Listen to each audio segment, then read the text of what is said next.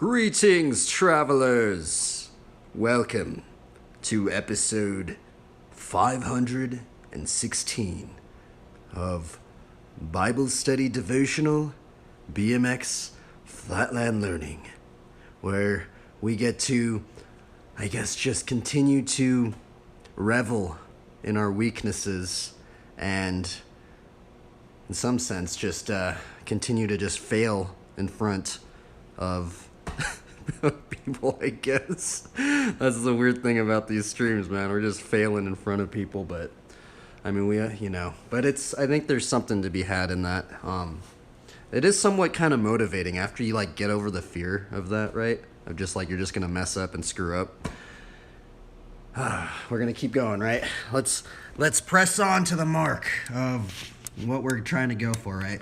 And that is to try and continue to sow seeds for the kingdom.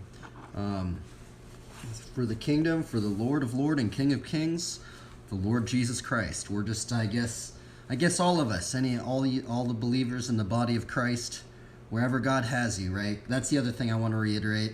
I'm not saying, I know these streams might seem a little weird, because I'm doing the BMX riding, and hopefully I don't think people are thinking that you need to ride a BMX bike in order to glorify God. That is not the case. You can glorify God in all that we do, right?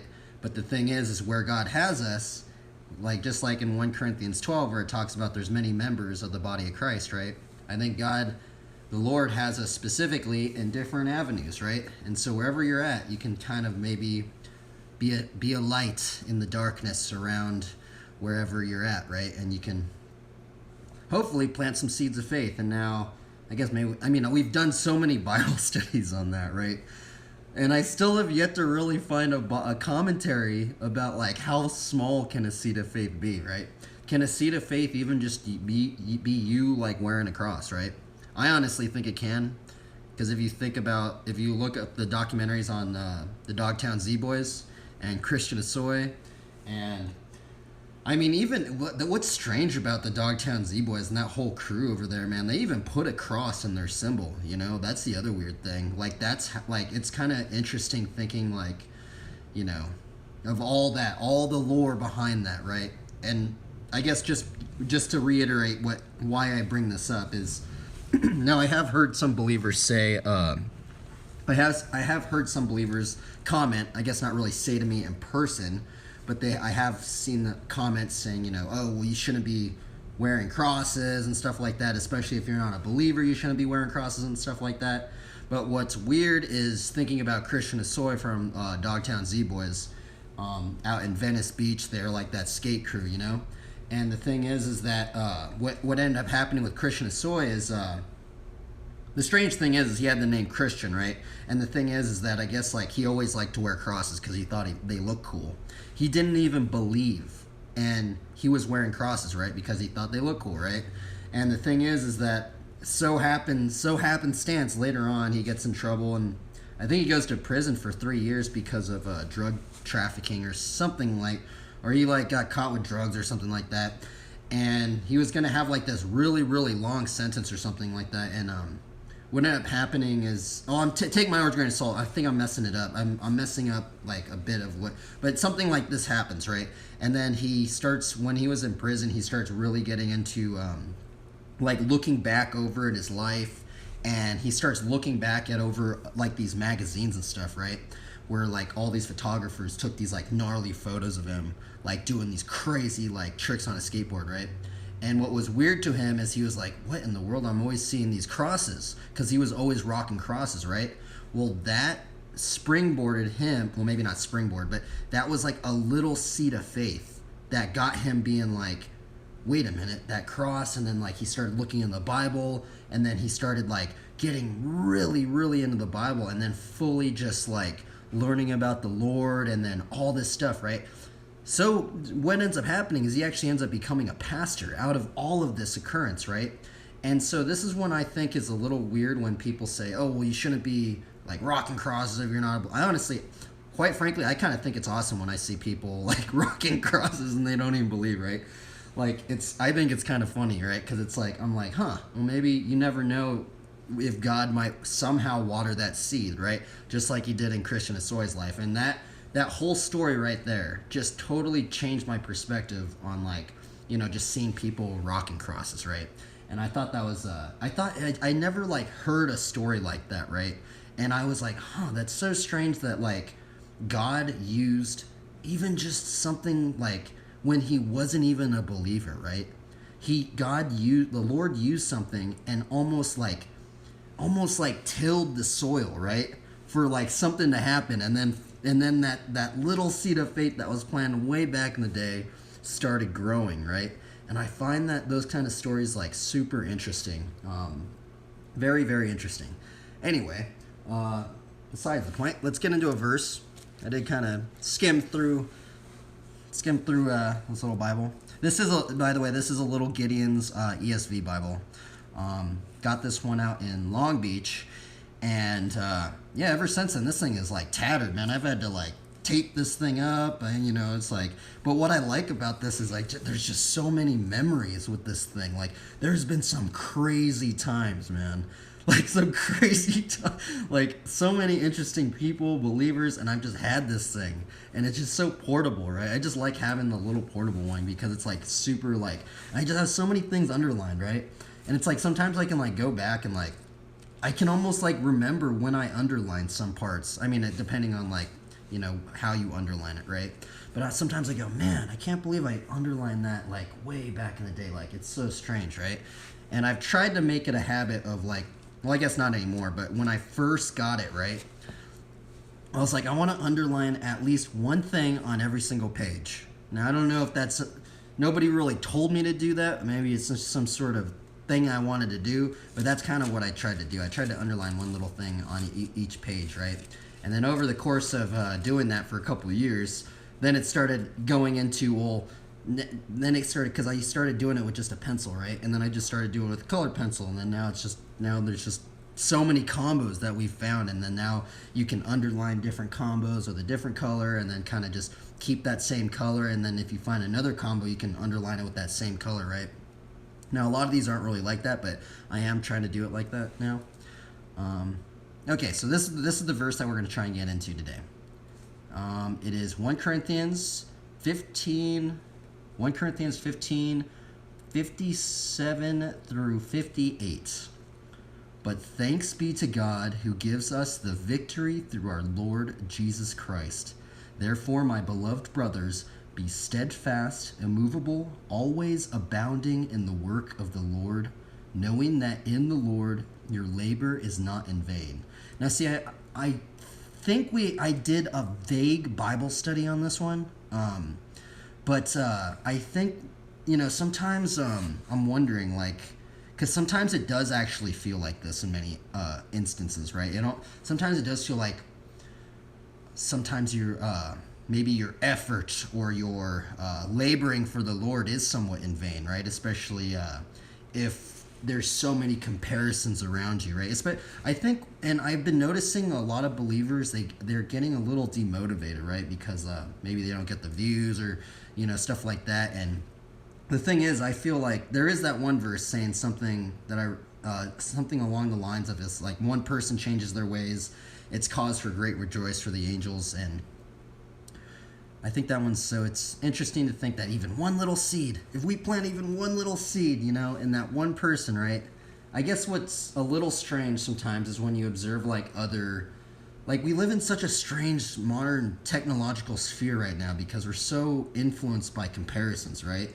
And sometimes when we have, like, so many comparisons, sometimes it feels like what you're doing may not be working, right? It's just like, well, why isn't this working? Why is this blowing up right here, right?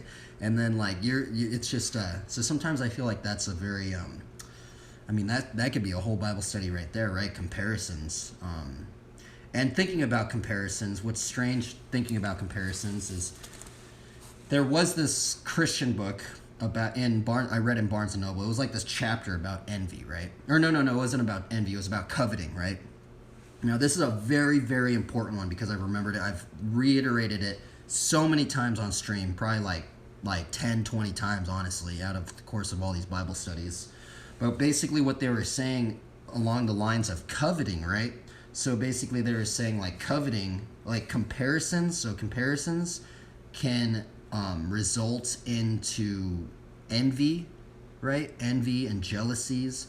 And envy and jealousy, right? It's such a almost like, sometimes you don't even know it's occurring and the thing about it, right? Sometimes we don't know that we are envious or jealous of somebody, right? And I think this is a very, very big thing that I think is occurring at this very moment in our society, just because of where we're at with our technology, right? Because we get to see all these numbers and all these comparisons and all stuff like that. And sometimes that can invade our mind, right? And the thing what this book was talking about, take it with a grain of salt. I'm kind of trying to remember it. I think it really helped me out, actually, pretty deeply, actually. But like, let's see here. So, okay, so there's envy and jealousy, right? And so comparisons can stem into envy and jealousy, and envy and jealousy can open a gateway into coveting, right? And so coveting left unchecked, right? What is coveting? Like, coveting is desiring other people's stuff, right? Like other people's belongings. Like we're trying to, and coveting left unchecked, right, can lead into feelings of like you're less than, you're not good enough, like that sort of, those kinds of thoughts, right? And if those are left unchecked, those can lead into, sadness, being sad at your own life. It can lead into depression. And then what they were talking about is something along the lines of like, they're saying something about like sadness and anger. That like actually sadness and anger can actually be somewhat related to each other. Like sometimes the most angry people are actually the most saddest people, and vice versa. Sometimes the most angry people were once the most saddest people, and they just got so frustrated that these emotions just started bleeding into other things. And then if we go down into those ones, right? Sadness and anger. What does anger lead into, right? Anger can lead into wrath. It can lead into, potentially murdering people, killing people, like getting so angry that you just start fights with people. And then on the other spectrum of like sadness and depression, right? If we keep being in that state of mind, and if you continue to be like that, right?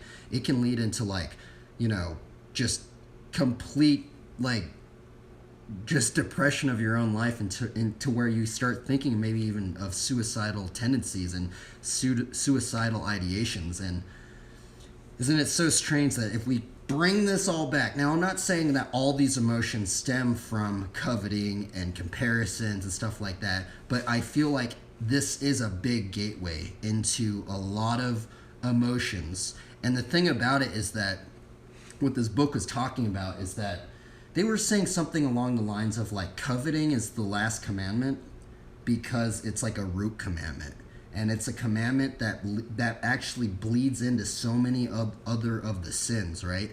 So many sins get tied into coveting, right? And it's just so strange because like they're saying like the weird thing about our modern society is that we live in a society almost that revels in coveting, right? Because they're even like companies, right? So most companies, they subtly want you to buy their product or something like that, or like you need this or to get this in order to get this, right? And all this kinds of stuff. And what the book was saying is that coveting can actually be very, very, very subtle, like so subtle that you don't actually even realize you're coveting for the longest time until these emotions later down the road, like that start bleeding into it, until you can start realizing, wait a minute, why am I like irritated right now? Why am I angry right now? Why am I sad right now? Like, why am I feeling these emotions at the moment, right?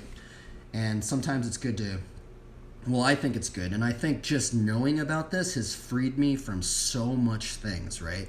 Because I really do think that coveting is such a big, and it's a big one. It's actually if you really just start realizing like how many things are just about like coveting, they almost like use it as almost like a it's like almost like a spell people can be under, right? Like we're gonna covet all these people, and then we're gonna just control them through their desires in some degree, right?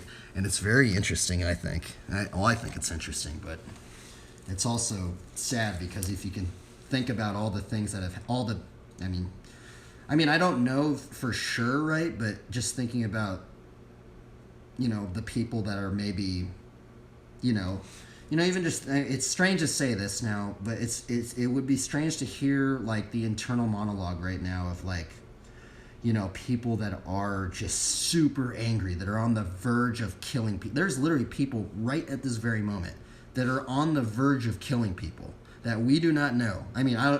I'd like to think that there isn't people, but in terms of what we've been observing in our society, it seems like there's a lot of people like that, right? And it's actually very scary. And then there's also a lot of people that are on the verge of, suicidal ideations and stuff like that, right? And the other scary thing is we don't really, and this is the scary thing, I think, honestly, is that in most cases, you can't even tell that those people were even like that in their minds, right? And that's very, very weird, right? And sometimes I wonder how much of that has been just stemmed from just negative internal monologue, almost like curses in some degree. Anyway, that's on a whole different topic of like what James goes into about blessings and cursings, right? And about our tongue and stuff like that. Maybe we should just do a Bible study on that again, but I've done so many Bible studies. We've done so many Bible studies on we'll just do a little gander so it doesn't seem like I'm making something up, okay? Let's go into James. Now, I've reiterated it. Maybe I have to reiterate it again, right? Maybe I have to like talk about it again. Maybe it is something that's really important. Let's see here. For we all stumble in many, and this is James 3, 2 through 10. For we all stumble in many ways, and if anyone does not stumble in what he says, he is a perfect man, able also to bridle his whole body. If we put bits into the mouths of horses so that they obey us, we guide their whole bodies as well. Look at the ships also. Though they are so large and are driven by strong winds, they are guided by a very small rudder, wherever the will of the pilot directs. So also the tongue is a small member, yet it boasts of great things. How great a forest is set ablaze by such a small fire. And the tongue is a fire, a world of unrighteousness. The tongue is set among our members, staining the whole body, and set on fire the entire course of life, and set on fire by hell. Isn't that one gnarly? That verse right there is such a gnarly verse. It is, and what's weird is like I don't really hear too many pastors bring that one up. I know like James like illustrates this in a very like, holy moly, what do you even like, bro? Your tongue can set you on fire in hell, like that, And let's just read this again because it just trips me out. I've underlined it in like red and orange, right? Because it's just like, what in the world? Like, let's read it again. And the tongue is a fire, a world of unrighteousness. The tongue is set among our members, staining the whole body, and set on fire the entire course of life, and set on fire by hell. For every kind of beast and bird, of reptile and sea creature can be tamed, and has been tamed by mankind, but no human being can tame the tongue. It is a restless evil, full of deadly poison. With it we bless our Lord. With it we bless our Lord and Father, and with it we curse people who are made in the likeness of God. From the same mouth come blessing and cursing. My brothers, these things not ought be so. Right? From the same mouth come blessing and cursings. And it's so interesting thinking about like, so if we look deeper into the meaning of like the tongue, right? The tongue is in the degree of the words that we use, right? So the words that we use, so what James is kind of like, when I read this personally, what I think, and we've done some Bible studies on it, right? Is that the words that we use have a lot of power. And it probably doesn't seem like it has a lot of power, right?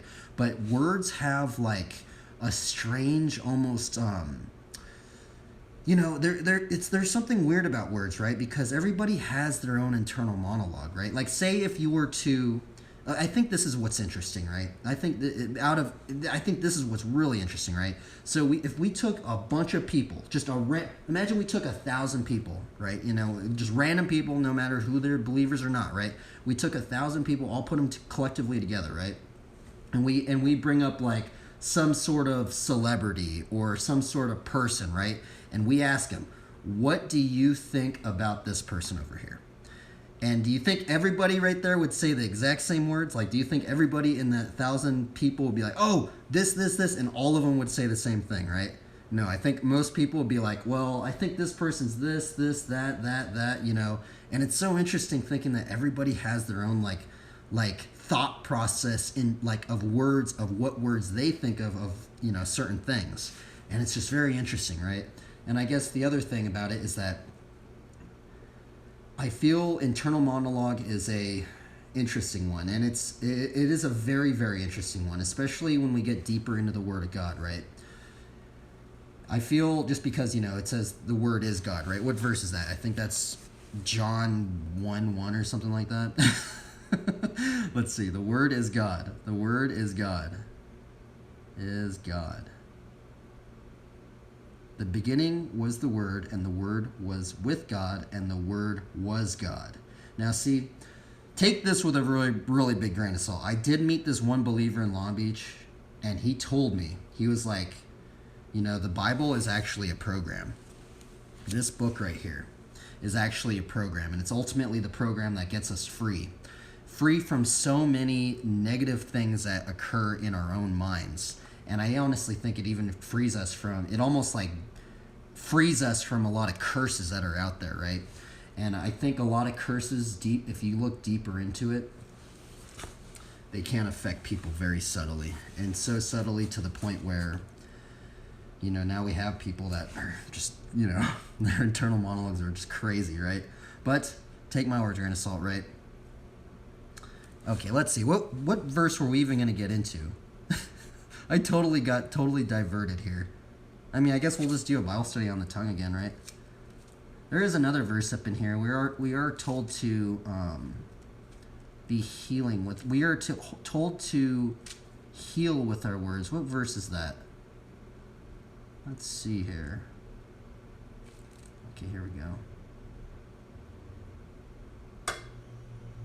There is one whose rash words are like sword thrusts, but the tongue of the wise brings healing.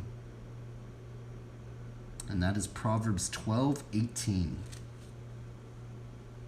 There's also another one where we're told to even be persuasive with our words. A gentle tongue is a tree of life, but perverseness in it breaks the spirit. And that is Proverbs 15:4. I think these ones are pretty interesting right here. The heart of the wise makes his speech judicious and adds persuasiveness to his lips. Gracious words are like a honeycomb, sweetness to the soul and health to the body. Now, what is that? What do you think that is? Gracious words. We might have to do a, I'm actually like curious what people think about that, right? What is a gracious word? I'm going to underline it right now, actually. Let's actually do a Bible study on this because I'm actually, like a gracious word. Do you think that's just like a word of encouragement?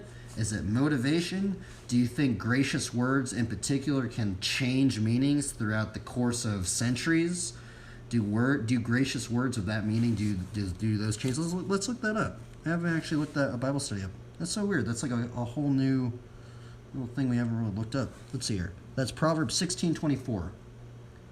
Proverbs 16:24. Man, I thought I was going to go into one verse and then I went totally into like the tongue again. We've done so many Bible studies on the tongue, but I guess I haven't looked up a commentary on Proverbs 16:24. Okay, so we're looking up Proverbs 16:24 commentary. Now, which commentary should we read on this? Let's go to Bible Hub. Let's see. What is this one going to say? Okay, well, the KJV says, pleasant words are as an honeycomb, sweet to the soul and health to the bones. Let's read Matthew Henry. Let's actually read, should we read Matthew Henry's? Yeah, let's read Matthew Henry's. The ruler that uses his power aright will find that to be his best security. Put those in power who know how to speak to the purpose. He's just going into Proverbs. Wait a minute. Let's just go into Proverbs. Here, that didn't even bring up a commentary. Okay, what about... Okay, what about... Oh, wow, this one's actually really long. Whoa, this is weird.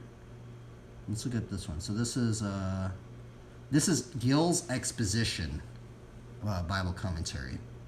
Pleasant words are as an honeycomb. It's weird how they say as an. It doesn't make sense, right? Pleasant words are as an honeycomb? Wouldn't it be pleasant words are as of a honey? That's how it says. Pleasant words are as an honeycomb. Jericho interprets it of the words of the law, but it may be better understood of the doctrines of the gospel. Now, see, I totally got that wrong, right? Now, well, maybe now you got to take this, with a grain of salt too. But it's weird when I read that, right? It says, gracious words, and this one says pleasant words, right? And sometimes it's weird how like this person just like boom, doctrines of the gospel, right? When I thought that was maybe just like, is that just words of encouragement? Is it just motivational words, right? And then just like boom, right? They just started off like, okay, better understood doctrines of the gospel, such as the doctrines of God's everlasting love, eternal election, the covenant of grace, the person of Christ as God-man, of peace and reconciliation by his blood, of remission of sins through his atoning sacrifice, of justification by righteousness, of life and salvation by his obedience, sufferings and death, all the doctrines of grace, which show that salvation in all its parts is owing entirely to the free grace of God. These are all pleasant to the ear of him that knows the joyful sound, and to the taste of everyone that has tasted that the Lord is gracious. The precious promise of the gospel may be meant, which are free and unconditional, irrevocable and immutable, never fail of accomplishment, and and amen in Christ, and are suited to the various cases of God's people. These are very pleasant and delightful, when they are fitly spoken and seasonably applied. Moreover, the speech of such are as wise in heart, true believers in Christ. Their words, whether expressed in prayer or in praise, are pleasant to the Lord. Now see, that's another weird thing to think about, right? Like how it's actually just so strange that he just said that right there, are pleasant to the Lord. Imagine like having the Lord just listen into you. Like it would be so weird, right? Just to be like, hopefully I'm not like tearing somebody down or something like that, right? Or like, thinking about that, or just ripping people's faith out with my own words. Because that is something that I've been noticing that's happening. And that's just, I don't know. I wonder if there's any like sermons on that, right? Because, like, imagine, like, what I'm wondering, right? Can you ever say the right thing, but can you, like, say it in a way that maybe the timing was off, maybe your cadence, your tone, like, it was just too harsh and it actually made people, like, it maybe hurt people in such a way? Now, I don't really know, right? I don't know how would I even write that question? How do I write that question and look that up as a sermon? I don't even know, like, am I just to say, like, how do we write a question to... See, this is the other weird thing about, like, even talking, right? Because I feel when I'm talking in my... What's weird is I can read faster. Like, I can read text faster in my own mind, right? In my internal monologue, I can read faster. But then it's weird because when I'm actually writing something down, right? When I'm actually legitimately writing, I'm like super slow, man. Like super slow. I mean, I guess some people might write faster than they can think about in their mind. I think, maybe not, I don't know. But I do feel I can talk faster than what I am actually writing down, right?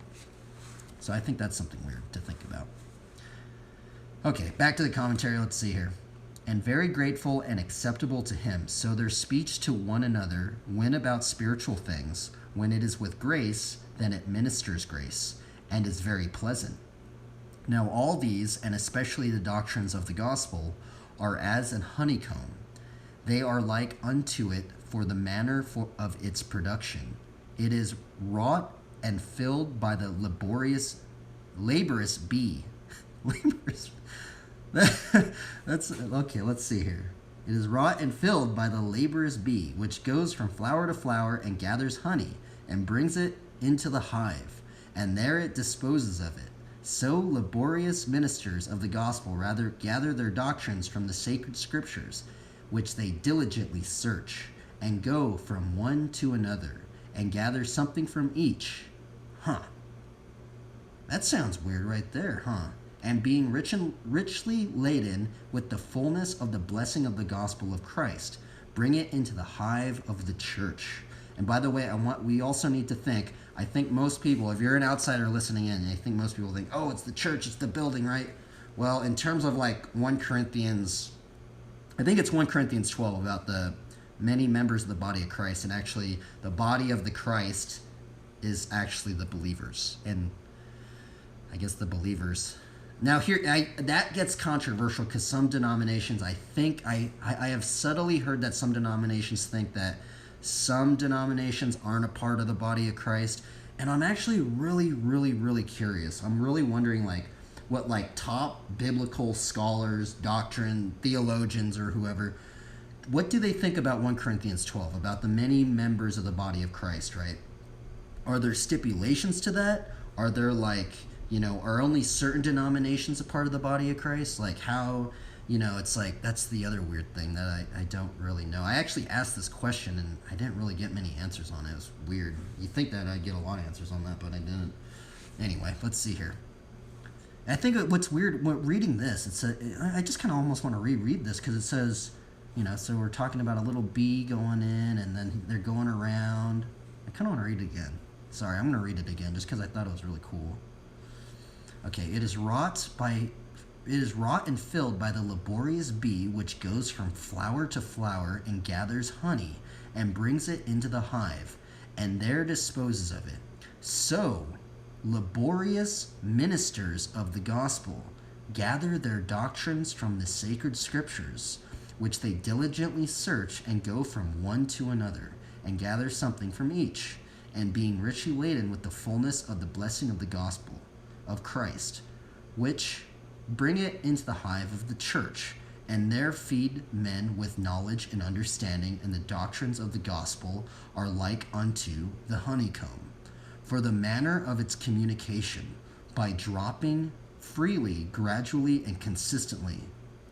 So gospel ministers drop the pleasant words of the gospel freely, and without pressing, having no other constraint but love to Christ and the souls of men.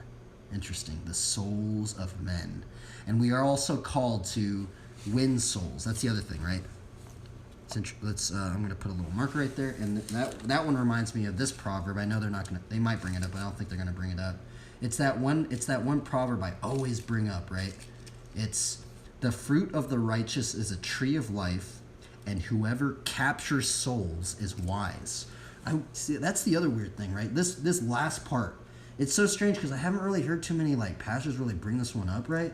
But it's that's so weird. It's I wonder do you think that every believer is called to this, right?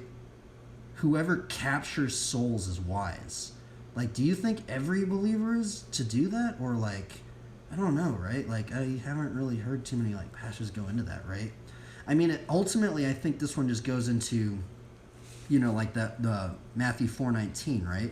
Where if we were to follow Christ, he's going to make us fishers of men, right?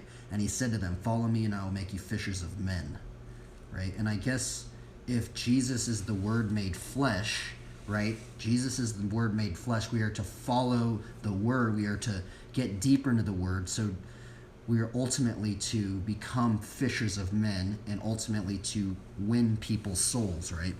And ultimately free people from, I guess, the curses that people are under. Okay, let's see here. They do it gradually as men are able to bear, and constantly preach the word, in season and out of season. Now, see, this is also strange. Man, dude, it's so weird. This is so weird. The very verse we started with, what was that verse we started with? I don't even remember. I didn't mark it down. What's that one verse? It said something about we labor not in vain. I literally was going to do a Bible study on that one. I forgot where it is. Where is it? No, I didn't even mark it down. It's not, maybe it's Philippians or something. Oh my goodness. I guess I could just look it up, but oh well. we literally started the Bible study off looking at that one, right? About like something about our labor is not in vain or something like that, right? And I just feel like it's so funny because we're reading this and it's like just so weird, man. Probably I don't know, man. It's just so weird how things somehow get tied in together, you know. Okay, let's see here. And constantly preach the word in season and out of season. And as the honey which drops from the honeycomb is the choicest honey, called life honey, such are the truths of the gospel. They are excellent things, the most excellent. Likewise, these are as the honeycomb, for the honey in it. They are like the honey out of the rock the Israelites ate out of, and like that out of the lion Samson fed upon. Out of the lion Samson fed upon? I didn't know. Did he eat honey out of the lion? What? I don't remember that, but didn't Samson take out a lion? Samson, the character of Samson's a weird character. I mean, now here's the other weird thing. I've met a lot of people like into like reggae and stuff, and for some reason they're like really into the Bible too, which is really odd, right? And then like some people, now take this with a grain of salt, I have heard this from some people, but some people said that they have likened having dreads to Samson because, you know, Samson, his power and strength actually derived from his hair. Well, I think I would have to do another Bible study on that, but I'm pretty sure that it was something like that. And supposedly he had like 7 locks or something, and a lot of people think that the locks were actually dreadlocks, right? Because if he never cut his hair and all this stuff. And what was weird is I actually started looking up like I started looking up some lore on dreadlocks, right? Actually, we should, locks in general. And there was this like Rastafarian guy, and he was basically saying that like locks are like the first armor that people had. Like it was almost, and he said armor, right? And I'm like, what in the world? I have never heard anybody say that. Like, have you ever heard anybody say that like your hair could be armor, right? But it's like locked because like, the thing is I do have some locks now, which is kind of funny, but it's actually kind of like wearing like a little helmet. It's literally like having a helmet. Like it's having like a portable helmet, right? And I don't know if you can see it, but like I have these like I've been like kind of like locking these hairs up, right? Like that's why I have it up in a bun kind of all the time. But what was weird, that's the other thing, right? It's like it's so strange that like I've heard some people say that, right? That like locks are kind of like having armor, right? So like these things right here, and it kind of is like having like a helmet. Now I don't have it in the front of my head, right? But like these things right here, right? I don't know if you can see them, but like it is kind of like having like padding. Now see, I have like this giant look at this giant like nug thing right here. This big old giant nug, dude. Like it's like, bro, these things are like, it's like having a helmet. Like if I were to like I can even like hit my head like right there, and it's kind of like having like a helmet on. It sounds ridiculous, but when I heard that dude say that, I was like, what in the world? I never thought about it that way. Like I never thought about like locks as like having armor, like armor for your head. It kind of makes sense, honestly. Anyway, let's see here. And that all stemmed from looking at Samson. Lately, I've been kind of going for like a bit of a different. I have like straight hair in the front, and then just locking in the back, just in case I fall on the back of my head or something.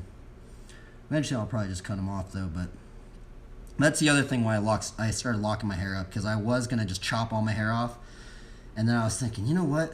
I might as well just lock it up before I just chop it all off, right? But I will say it's been taking a really long time to get locks, like way longer than I thought. I thought it was gonna, because if you do like the freeform locks, it's like it takes way longer than just like doing like the crochet ones. But let's see here. Okay, Samson fed upon, and like that which Jonathan tasted, that enlightened his eyes. The gospel flows from Christ, the rock, and it is found in him, the lion of the tribe of Judah, and as slain, and as enlightening virtue in it, and particularly these pleasant words, are said to be as honeycomb, for its sweetness and healthfulness as follows: sweet to the soul and health to the bones. They are sweet to the soul of him that understands them, and that has a spiritual taste of them, not as a natural and unregenerated man, whose natural taste remains in him, and is not changed, who calls evil good and good evil, puts bitter for sweet and sweet for bitter.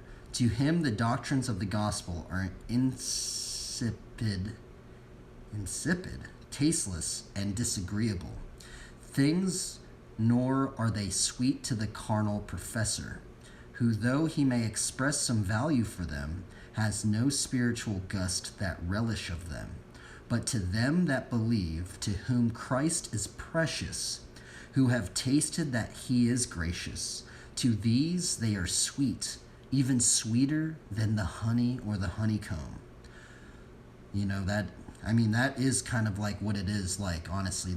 It's like, what's crazy about the Word of God, man, is like, the deeper we get into it, man, it's like, I know what's weird, and here's the other thing. It's like, I know, like, many times I'm just basically just covering the same verses. Like, even today, we went into the whole, we literally, I thought I was going to do a Bible study on something else, and then we went into the tongue again, right?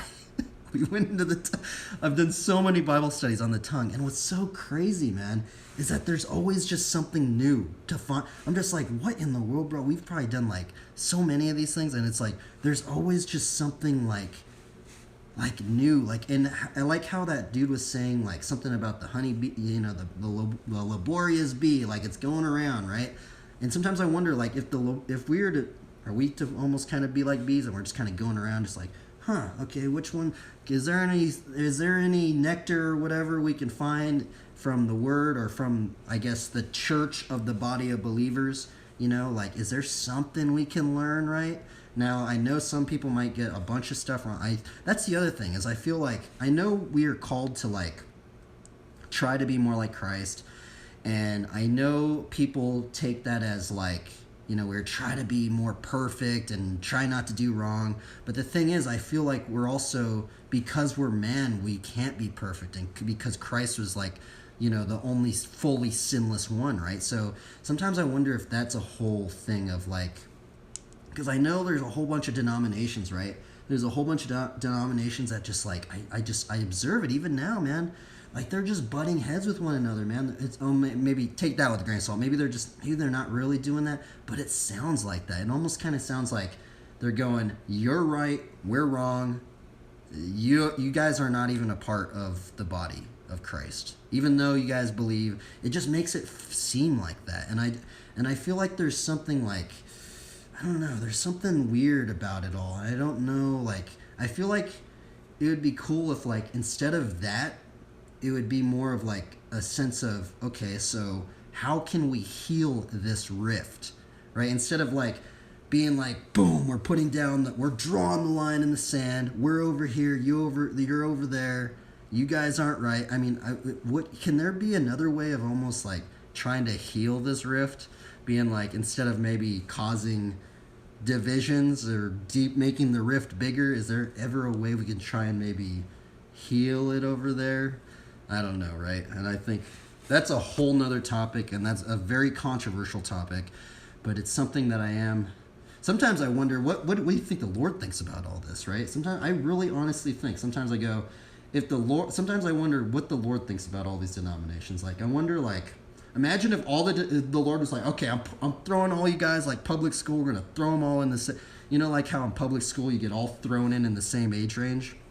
And this is why I know a lot of people from different denominations, coincidentally enough, right? I know a lot of people from many, many different denominations, even denominations that people are like, they totally say, that is full on, they're totally incorrect. And I'm just like, well, I know some people in that because of public schooling. Or just things of like that, right? Because, what's weird about public schooling is we all get thrown in, right? We get thrown into the age range, right? And with getting thrown into the age range, it's not like, oh, we're going to all just get thrown in by the same denomination or something. No, like when you get into public schooling, it's all just, I guess the whole common denominator is you're all with your own age range, right? And just being a part of that, it's like you start meeting other people, you meet all, and I think that's honestly causing an interesting rift in our modern society as well. And I'm wondering what other denominations think about that. It's a strange thing. Sometimes I wonder what the Lord I really do wonder what the Lord thinks about what's going on with denominations and stuff. Anyway, let's keep going back with this commentary. I've gotten so digressed. Sorry about that. Okay. Even sweeter than the honey or honeycomb. Psalms 19:10. And they are health to the bones. They are the wholesome words of our Lord Jesus. They are the means of curing diseases of the mind, of healing wounded spirits and broken hearts and broken bones. And they make the bones which are broken to rejoice. That heals the bones, strengthens the whole man. A man's strength lying much in his bones. These strengthen the inward man, cause believers to go from strength to strength and hold on and preserve to the end. You know, that's the other weird thing. Just this, it's so weird how, like, I'll read some of these commentaries, and it's like, it just makes me think, even just this last part, right? What's odd is I've met, like, a lot of, like, for some odd reason, I meet a lot of athletes that are believers. Not only athletes, but people that are, like, really into working out. Oddly enough, I met, like, bodybuilders and stuff that are, like, believers, and I'm like, what in the world? Sometimes I go, sometimes I go, man, this dude's like a gnarly bodybuilder, bro. Like, he's a gnarly believer too. Like, you'll meet some bodybuilders, and they're like full on like zealous believers. It almost kind of, I'm just like, man, that's strange, right? Now I think there might have something to do with it, because, you know, like, I feel like maybe because they have to be in the gym so long, right? It's not like they can just watch like TV all the time, right? So sometimes I wonder, do they just like, maybe it's because of the wordage, right? Because, you know, like, you can have like tapes and listen to sermons, right? Like, just listen to sermons while you're like doing things, instead of like, you know, some things where you can't really do that. You kind of have to like, you know, watch a show, you know, watch something, or just like, you know, I feel like maybe that's why I've met maybe believers that were like bodybuilders and stuff like that, which is strange. But yeah, I mean, I don't know if, like, I'm not saying like every bodybuilder and believers like that, but it's odd that I've met many of them. I think it's just odd, or just athletes and stuff in general, but I don't know. Okay, let's see here. It's so funny. Look, look at this dude. That commentary was ridiculous, bro. Like, dude, that was like one of the little verses. I'm like, and that's what's so funny, right? Like, a little verse just opens up into this giant freaking, like, you know, because look, we like read the Gills exposition. Like, look at that. What in the world? I could have not written this, by the way. That was just, shout out to this guy. This guy, that was actually kind of fun to read. But then look at the Geneva Bible Study. Look at the Geneva Bible Study. It's just like, you know, he doesn't even write anything. He just put the verse in there. I don't even know why they add that in there. Why did they even add that one in there? They didn't even like add anything to it. Like, or just like say anything with the commentary. I think it's funny. And there's so many more, man. I guess there's not that many more, but, you know, we read the longest one. Now, okay, so he went into the laborious bee. Who was that? Gill's exposition. Now, what verse did we start with? I just remember labor not in vain. Labor not in vain. I don't even remember the verse. I just remember that one part. Labor not in vain. Okay, it's 1 Corinthians 15:58. Therefore, my beloved brothers, be steadfast, immovable, always abounding in the work of the Lord, knowing that in the Lord your labor is not in vain. Doesn't that just trip you out right there, right? Like, and I know, like, some people get tripped out of the word work, right? Because, like, you know, people say, well, we have to, just because this verse says that, okay, that we are always abounding in the work of the Lord. And the thing is that our works do not offer us salvation, right? But the thing is, what James goes into is he says, faith without works is dead, right? So, you know, let's just, I mean, what verse is that, by the way? Let's see. What verse is that? James, I think it's like James 2 or something. But yeah, it's we cannot work for our salvation, right? So that we need to really put that into a big one, right? But the thing is when our faith grows, we are ultimately to start producing works. And the works really aren't that hard. We're just going to try and spread the gospel, to treat our neighbors as ourselves, and just do good, and do some charity. I guess no, I don't know if that actually, I don't think that counts as works and stuff like that, now that I think about it, because that's stuff that we actually have to keep hidden. Because that's the other weird thing, right? Because if we go into, wait, I need to go into the James part. Where is it? Man, James is just such a small little letter. Where is it? Okay, here we go. Okay, here we go. So also faith by itself, if it does not have works, is dead. But someone will say, you have faith and I have works. Show me your faith apart from your works, and I will show you my faith by my works.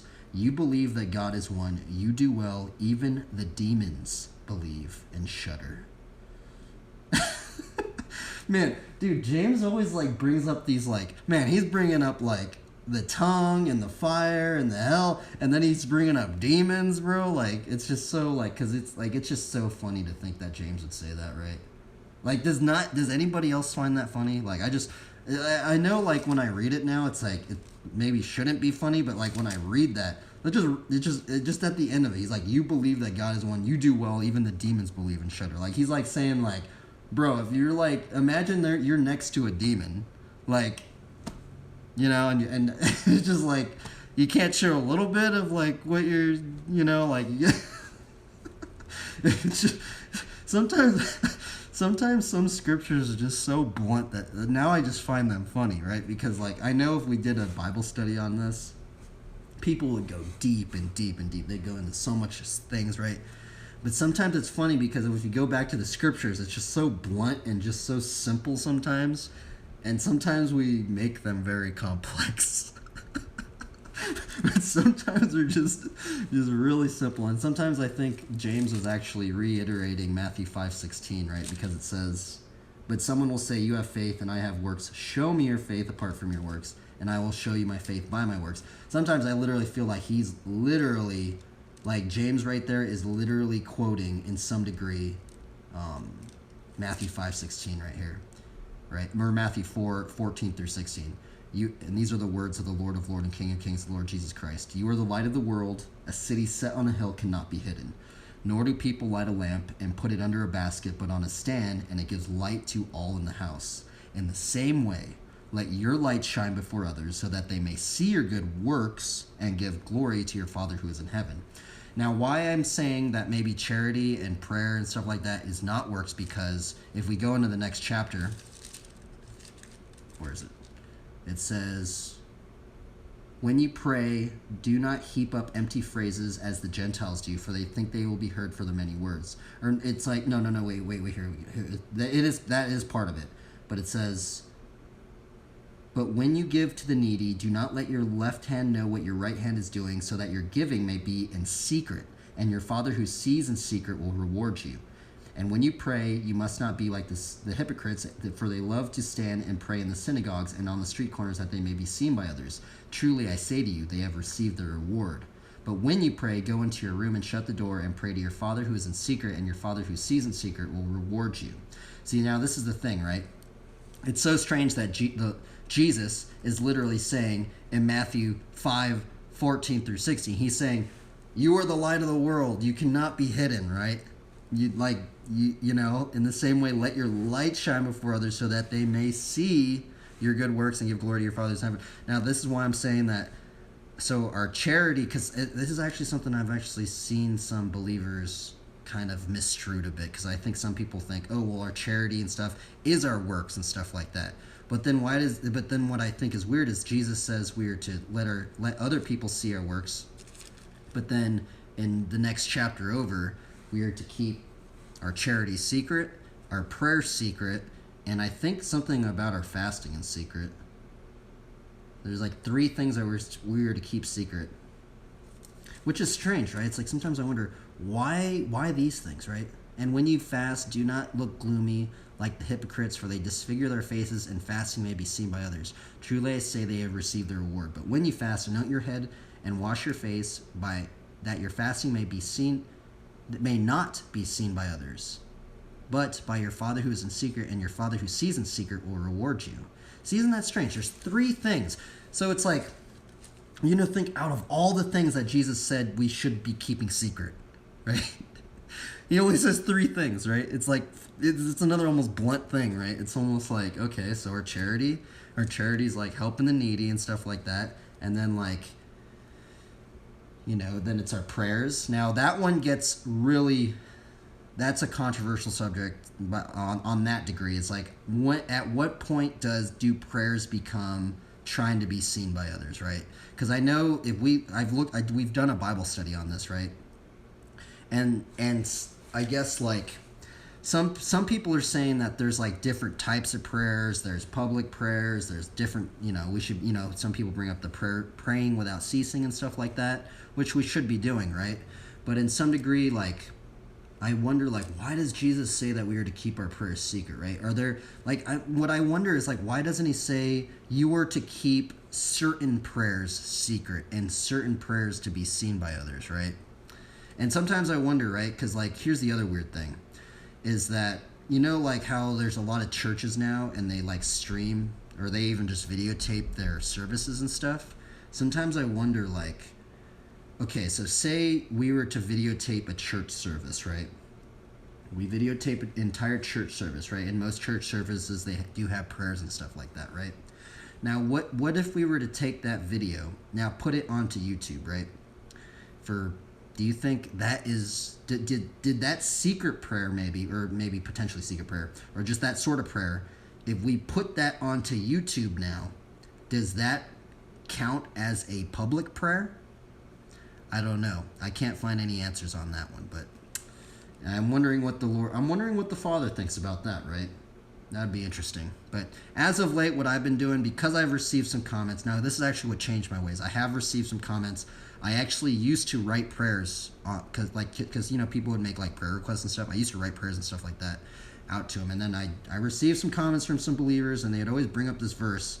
And so now, just to appease those believers, I'm just keeping all my prayers secret now, all right? That's just so there's no controversy. That's the thing, because I just keep all my prayers secret. So, but I'm not. By the way, I'm not disheartening. Hopefully, I'm not disheartening anybody that does do like prayer requests and stuff like that, because that is good, But I feel just because of where I'm at, just because of what some people have said to me, I'm just like, I don't want to just cause any controversy. I'm just going to keep all my prayers secret, okay? Like, I don't want to cause any, so it's like, that's what's ended up happening. But, yeah, it's a strange one, man. Matthew 14 through 16, such a strange verse. And I guess it goes into what James was saying, right? Intriguing. Anyway, I guess that was the Bible study. Another strange Bible study. Oh, somebody said something. I gotta go, but God bless you. Thanks for sharing, Lord. Oh, my bad. I apologize for not looking at the comment earlier. I know these Bible studies are really weird, but I guess you get to see how I'm doing it. Oh my goodness, these things are really awkward. I'm not gonna lie, these things are really cringy and awkward, but I always feel like I get something out of it, right? I mean, I really like the commentary we read about the little bee, and thinking about 1 Corinthians 15:58. Therefore, my beloved brothers, be steadfast, immovable, always abounding in the work of the Lord, knowing that in the Lord your labor is not in vain. Yeah. That is a very good verse. I should have just stayed on track and just did a Bible study on this. This is the thing, is I wonder if I should just try and just be more like direct, right? Because sometimes I feel like I think this is what ends up happening with me not really like planning what I'm going to do out. I'm just kind of just going with it, right? I just go into something and just like, we just start going like, it just starts like forming. It's just like almost like an improvisational thing where you're like, Oh well, it's fun. I think it's fun because it's kind. What I think about it is being fun. It's kind of like we're searching. There's kind of like, what's over here? What's over here? We gotta keep searching. Hopefully, there's a nugget of information that we can take and hopefully remember. You know, hopefully we can remember something. I didn't even check to see my stream was even working. Let's see here. Intriguing. How long has it been? Holy moly, bro. These Bibles, dude, I don't even like look at the times. It just, for some reason, these things have just been taking an hour. Like, I don't have like a timer clock where I'm just like, okay, we're stopping it at an hour, right? It's like, oh my goodness, bro. These things just normally have been taking like an hour. Just gnarly, man. It's just so gnarly to think how, like, it's just started growing. Oh my goodness. Oh well. We're going with it, okay? You guys can just see. These things feel weird to do, but it's okay. It's like scarily awkward to do these. Still. They're still scarily awkward for me to do these things, but no worries. Or at least trying to share the word, right? And I guess that takes a lot. I think what makes it, what makes it cringy and awkward is just because of our state of our society, right? There's a lot of like controversies and, you speak of something and you're going to have all these people say something and it's just like, it's just like, I think that's what makes it scary, right? But as I get deeper into it, I start realizing that some of these things, man, like, this is what trips me out about like all these like politicians. By the way, I'm not a part of any political party. I don't like any of the political parties, honestly. I don't trust any of them. I think they're all run by money and all that stuff. And what trips me out the most is some of these politicians that like say they're like believers and stuff, right? Sometimes I go like, bro, can't you guys do like a little Bible study a day? Like maybe not even a day. Like, can you guys do something like once a month? Like a little Bible study like once a month, bro? Like, and it's weird because like a lot of these politicians, if you kind of like look deeper into what all they do is they're just like, I believe, and they're just like, and it's like, all right, well, it's almost like kind of what James was saying. It's like, bro, like I need to see a little bit more of like I don't know, man. So these things I'm like, but I think why they do that, right? I think why a lot of politicians like kind of like don't really say more about their faith and stuff is because they want to appease a lot of denominations, right? Because that's the other thing. Like, if they were to start maybe saying a little bit more about their faith and stuff, I think some denominations would be like, wait a minute, I don't know about that. But if they just say, like, imagine you just go, and you just go up in front of people and you're just like, oh yeah, I believe, yeah. And it's like, and then all these denominations like, yeah, he believes. Let's trust that guy. It's like, bro, you can't do like a little Bible study. Like I'm talking about like a 10-minute Bible study. Like, I don't know, man. So that's why I don't trust some of these politicians, bro. Some of them are a trip, dude. And it kind of goes well with what James was saying, right?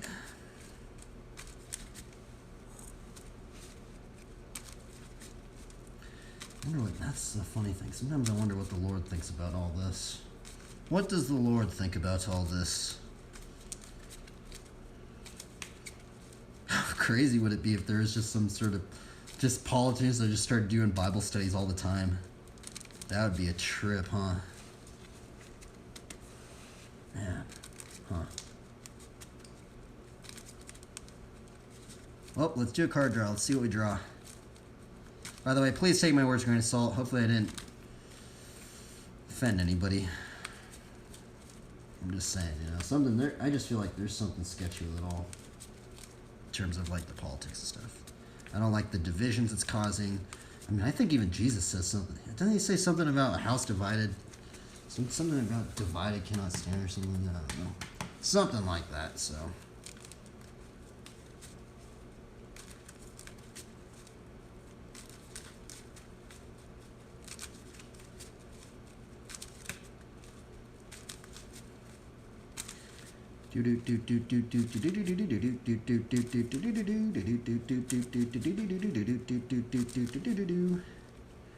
Okie dokie. Let's do a card draw.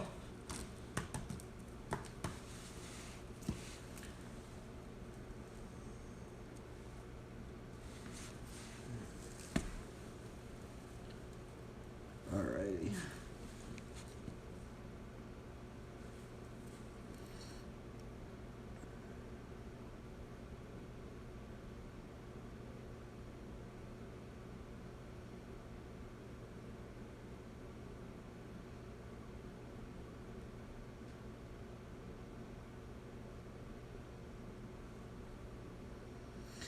Yep. Let's do a card draw. Do.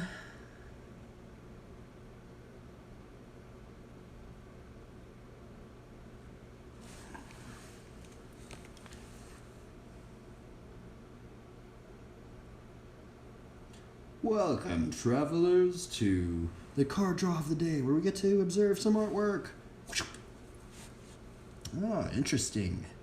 Cradle of Vitality. It's funny, as my buddy Chris gave me this card. He gave me this combo. Oh, that's hilarious. Yeah, he gave me, I remember this. He gave me this one on my birthday. It's funny. Naya's trees grow tall and sturdy. Their foliage intertwines the form dew cups, rainwater pools where the elves gather to celebrate life. By Trevor Hairsign. Cradle of Vitality. There is like some sort of life gain combo with this, like a gnarly life gain combo. Anyway, have a good one, everybody.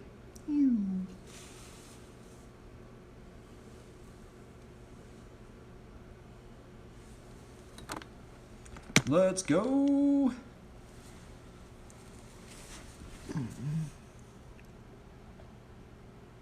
This is the card we drew.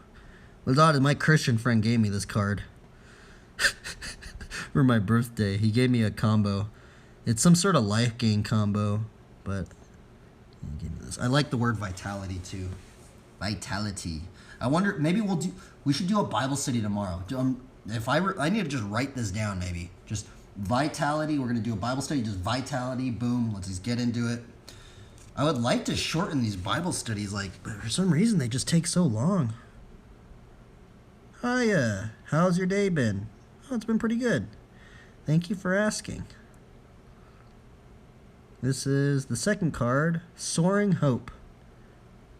Which hope is good to have, right? What is hope? Hope is just... I think hope to me is like... What is the definition of hope? Is hope just being optimistic? Not being pessimistic? Being optimistic?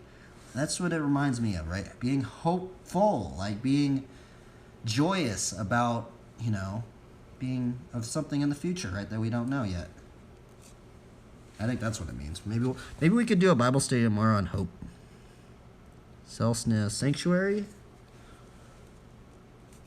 Or, Angel of Glory's Rise. Look at this thing, man. That thing is gnarly. Holy moly, that card's awesome. Man, that thing cool. 1, 2, 3, 4, 5. Oh, we got this card again. Tranquil Garden. Man, I always draw this card. Elvish Visionary. Why do I've been drawing this card so many times. I mean, I like it. I like the flavor text on it. From a tiny sprout, the greatest trees grow and flourish. May the seeds of your mind be equally fruitful. Huh. Fruitful. See that? Oh, man. I mean, it makes sense. It makes sense. That reminds me of the verse of John. Herein is my Father glorified, that ye bear much fruit. 7. Devout Invocation. 1, 2, 3, 4, 5, 6, 7. 8. The Frazetta card. Funnily enough, my friend that gave me the Cradle of Vitality card, he gave me this one. And what's gnarly about my friend that gave me these 2 cards, actually, he was a believer way longer than I was. Like, it was so weird thinking about it. I'm like, dude, man, you believed way, way longer than I did. And without him, like, without, like, my buddy, dude, my brother down there, man, like, I don't think I would have been the believer I am. He planted lots of seeds, honestly. They grew my faith. Coincidentally enough, he got me into this game, and that's the weird thing, right? He got me into this game. Anyway, that was the card draw of the day. And I think they're always fun. I know people probably think they're really weird or cheesy or something, but oh well. They kind of like encourage me to keep going in some weird way. I don't know, some strange, bizarre way. Okay, let's see here. What are we going to try and learn today on our bike?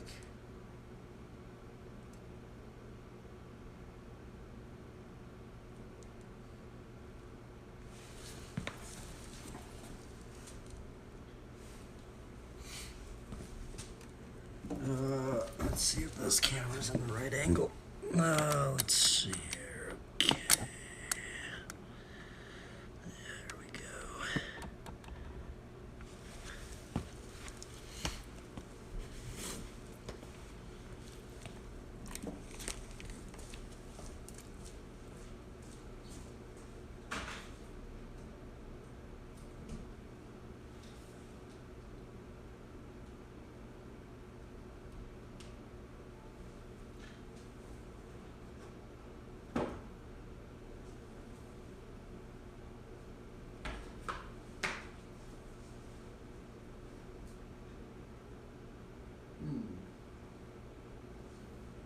Let's put some music on.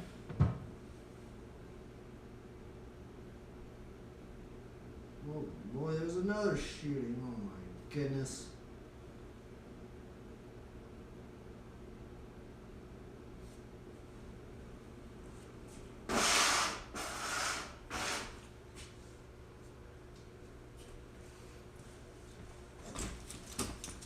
Okay, let's check our PSI. Sorry everybody, if this bike stream's kind of boring. We're trying to improve. I need to just keep failing. I need to just remember it's okay to fail because we just need to actually fail just to learn this stuff. Like, there's no other option but to fail.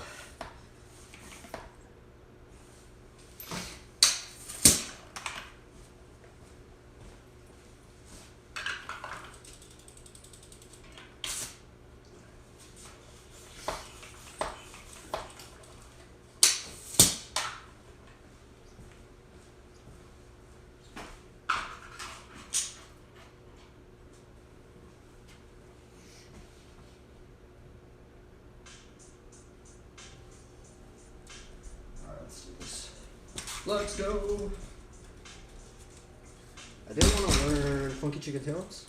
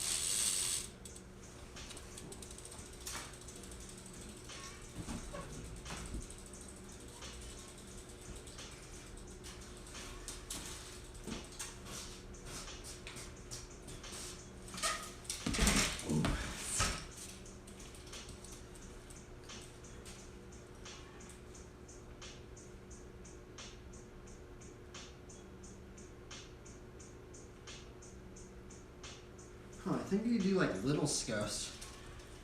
I wonder if that makes the funky chicken a little easier.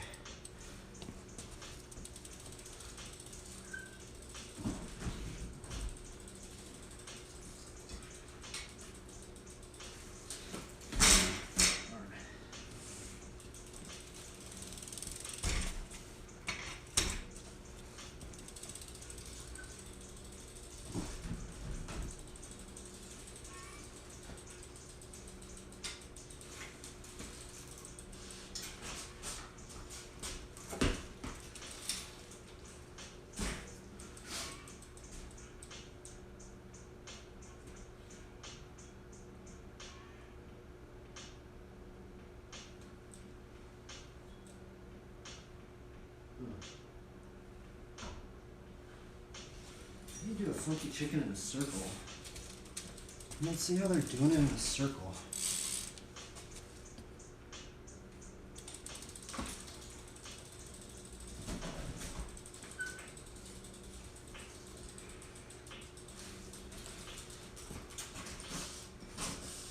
They just keep going in a straight line. Huh. There has to be something. I need to see why I'm doing that. Like, why?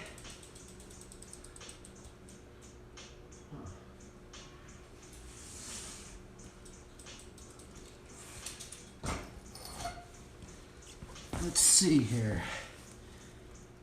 How do people do a funky chicken in a circle? Let's actually just look up a funky chicken how-to.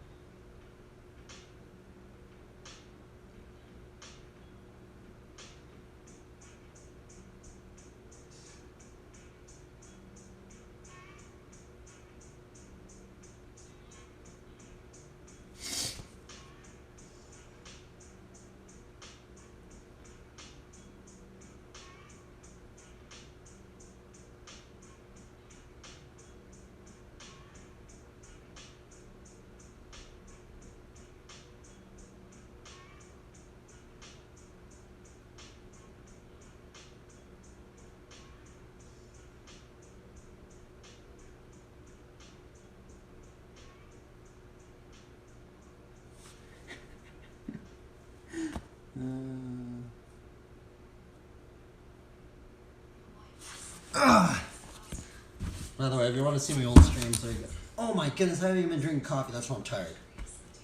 Oh, darn.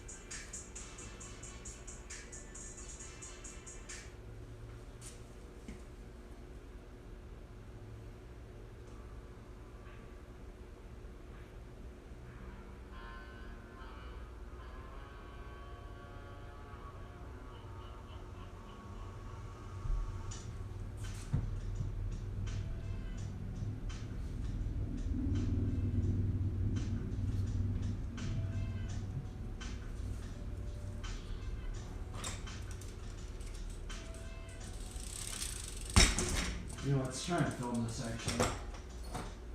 No one's really talking today, so let's do a good just full-on grind sesh of trying to land the backyard.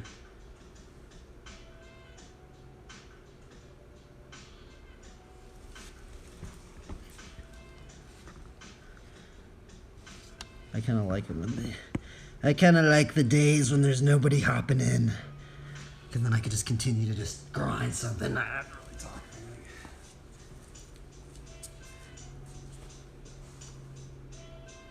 Okay, we're grinding the backyard today.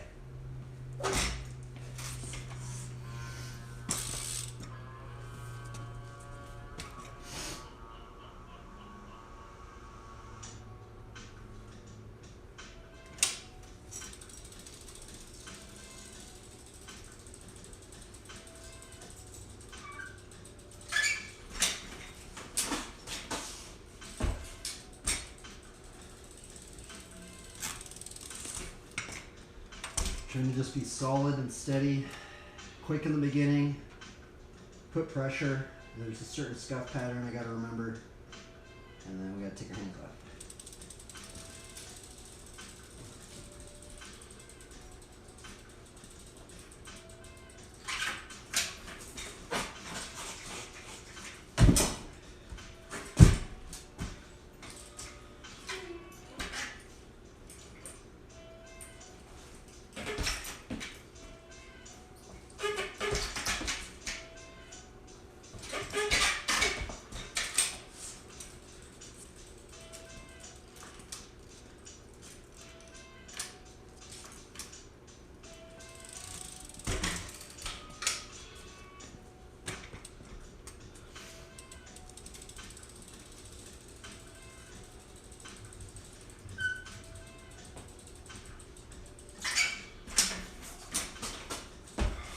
This trick's so weird. It's like I always have like some zeal getting into it, and I just keep trying it, and just like, oh my goodness, bro. I didn't want to just give up.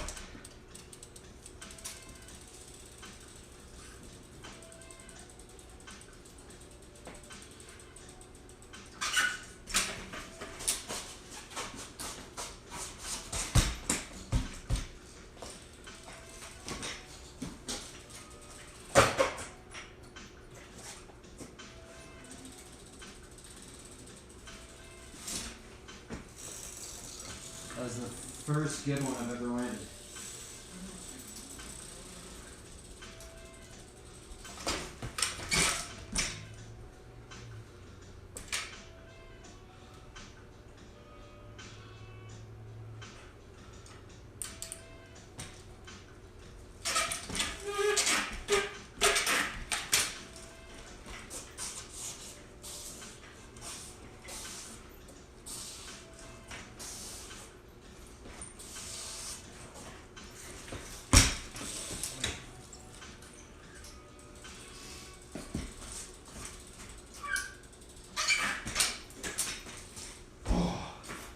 Dude.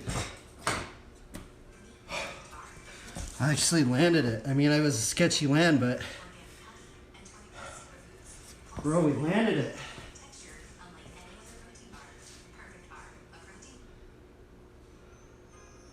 That was the third one I've ever landed in my entire life. I'm so stoked, man. That was literally the third one I've ever landed. I've landed 2, but the other 2 were even sketchier than that one. I'm stoked, bro. I was not, dude, literally when I said, like, it's not gonna work. We got it on the actual camera. We got the gnarly Pokemon thing.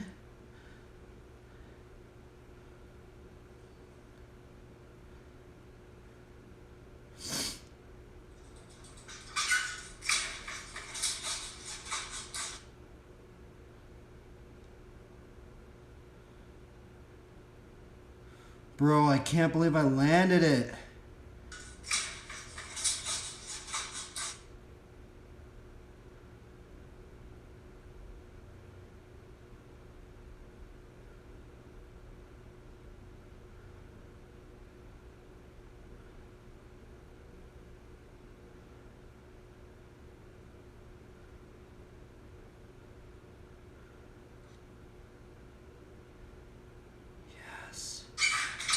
Dude, I'm so stoked. Oh my goodness, bro. I was not expecting I was going to land it today. Huh. Let's see. I need to just keep doing it, right? If we can land one, I need to just keep doing it. Let's see if we can land another one.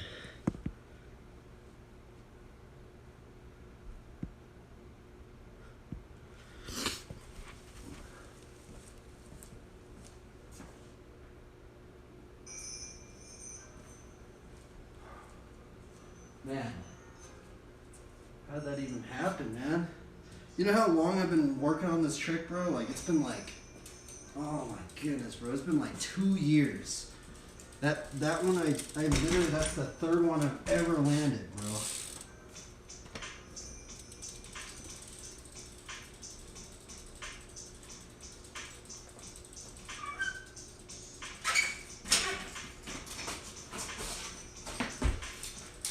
I feel like it's just that scuff. There's like, you almost have to like, I don't know, it's weird. The scuff's very, very finicky.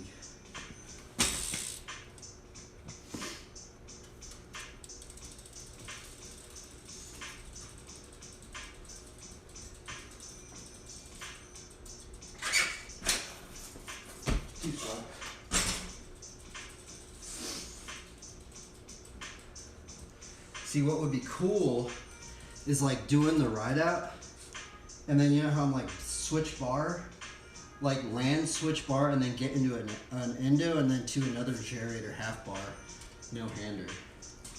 Dude, that would be gnarly, bro. Dude, I'm gonna mix all of those 3 no-handed tricks together.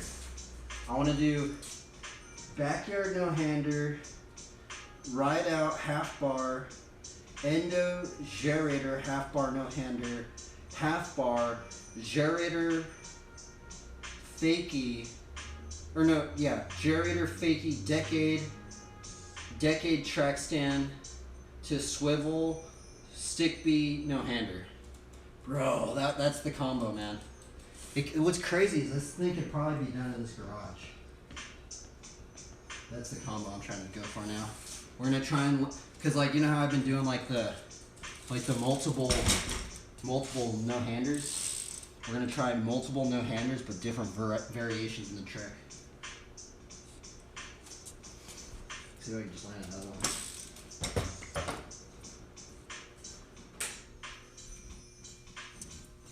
We're stoked. I can't believe it. I can't believe I have enough camera. That's exactly why I put that thing right there.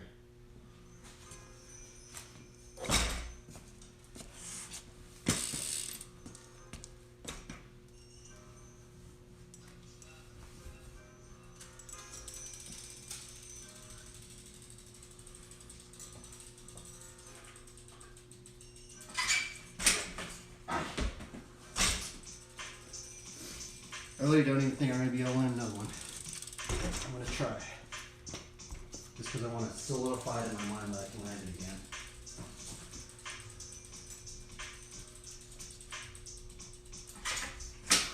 Come on, dude.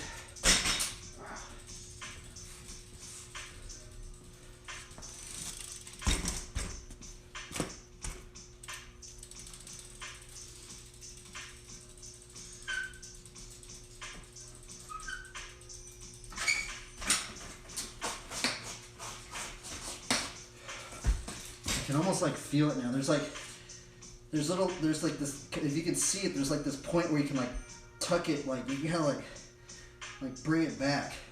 You can almost like fix your balance point. But the thing is, once you take out your hands, it's like you got to know that that balance point's like on it. So that's the problem.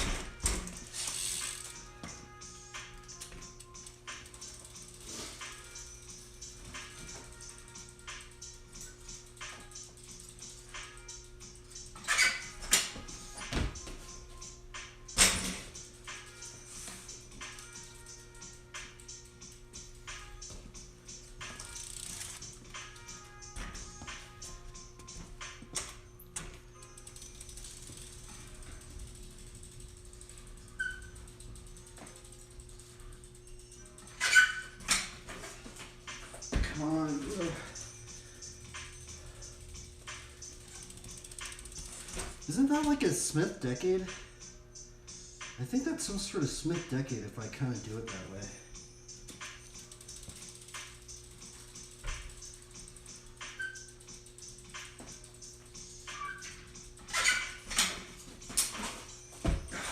Gosh, dude, how did I delay it? I can't do anymore.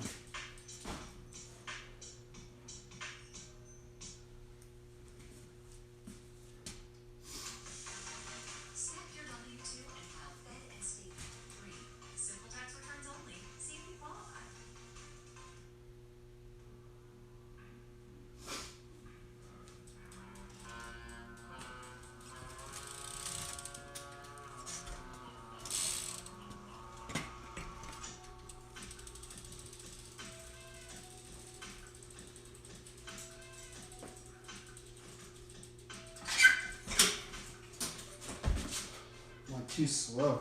I gotta quicken it up.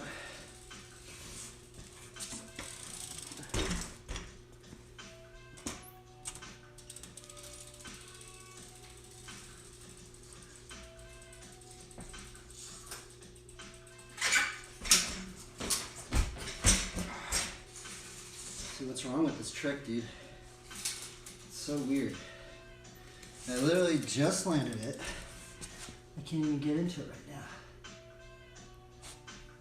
Nuisance, huh?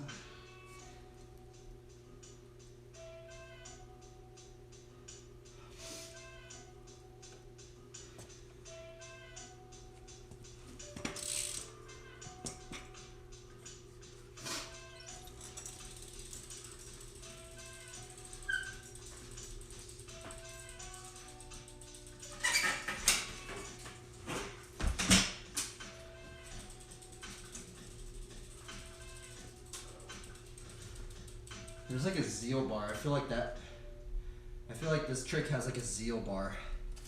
Like if it was an RPG game, there's like a full-on like zeal bar for this trick for me anyway right now. Cause like I have like the first 15 attempts, I can do it pretty good, right? Like I feel like I'm like, you know, like I have the energy to do it. But then there's like a diminishing returns on this trick where like you keep trying it, and like just the worse you just start getting it. I don't know why. It's just weird. That's what it feels like. Cause I can't, like I literally try to do it right there. I can't even get into it.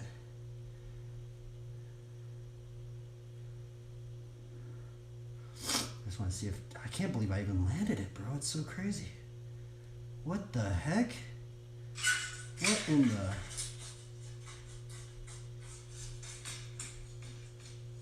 Oh, I did a couple of correction hops. Oh well. Reactionary correction hops.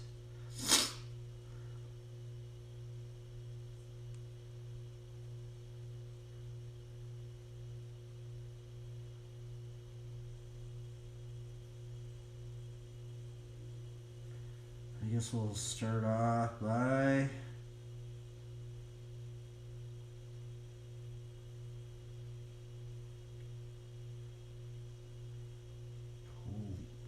insane.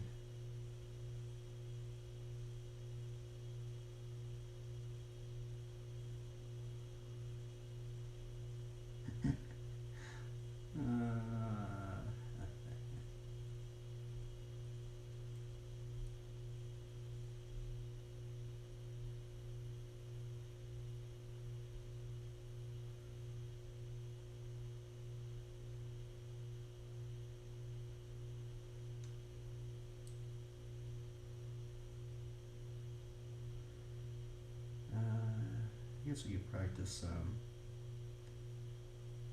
whiplashes.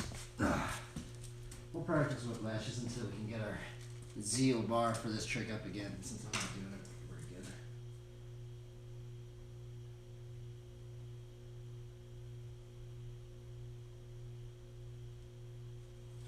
Zeal bar, zeal bar, zeal bar.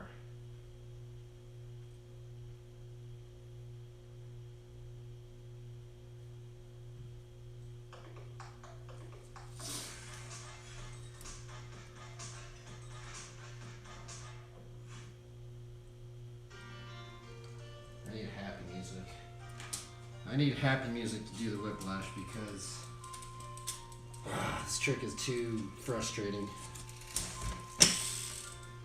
All I want, and I guess maybe not all I want, but I'm just trying to do a whiplash and get into a hang five. How hard should that be, right?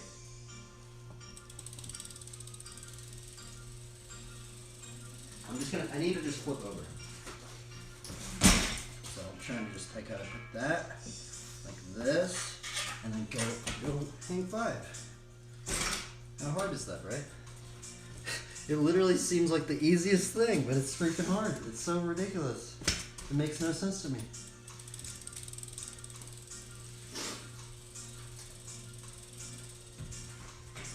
It's like, I don't know. It's so, there's something really finicky about it. Like there's a timing I'm not understanding.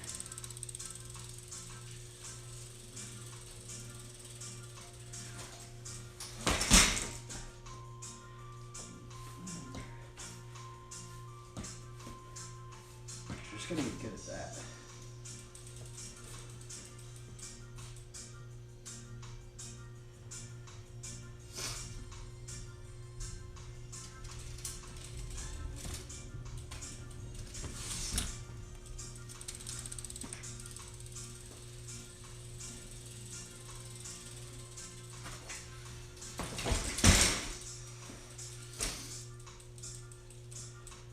See, what am I doing wrong?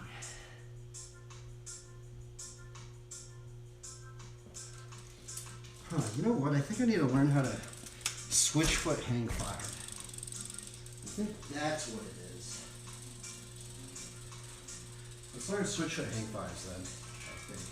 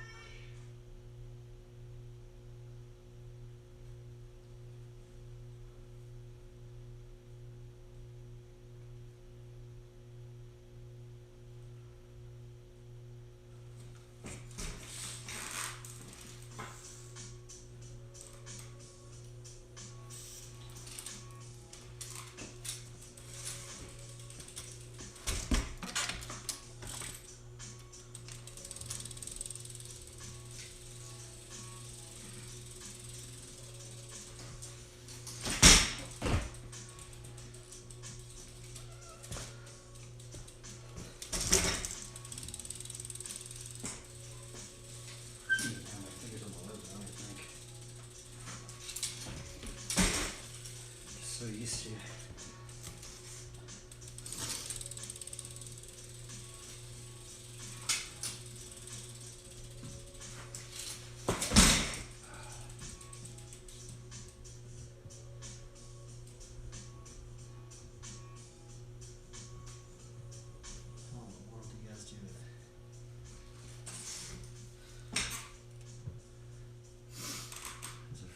Trick.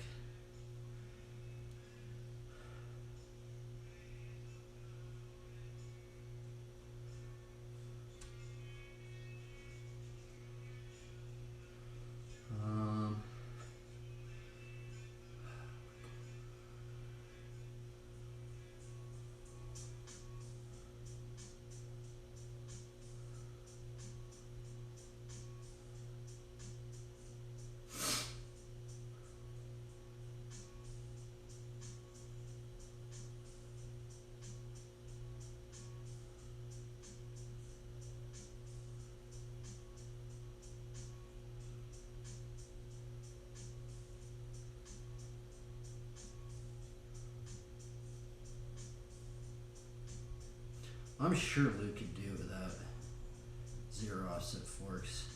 He's just so good at it.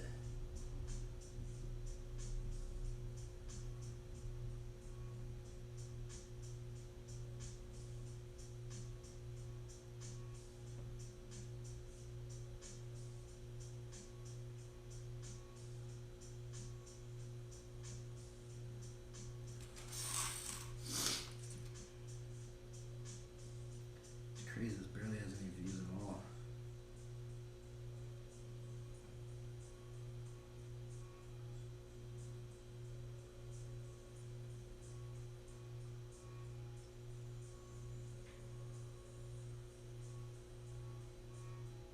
Maybe I should learn how to whiplash the other way.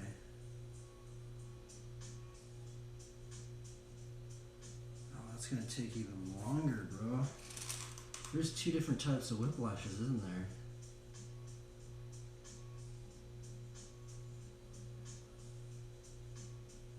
There's that one, dang, that one that.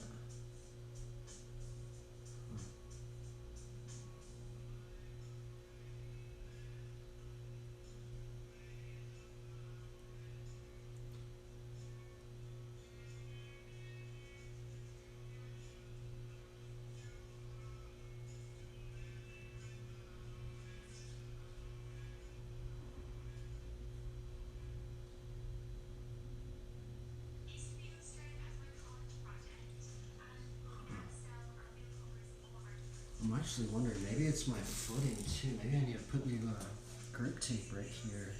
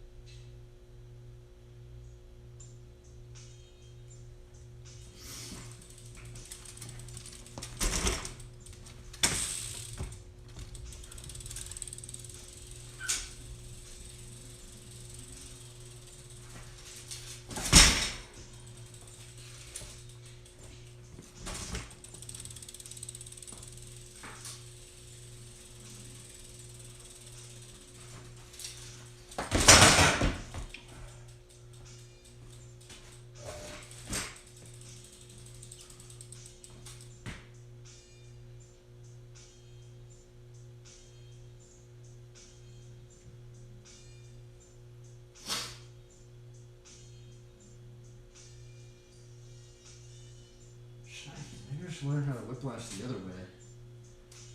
Oh my goodness, I think I learned them the wrong way.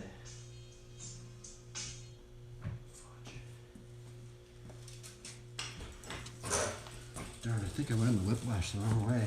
He learns how to do it both ways. That's crazy. Huh.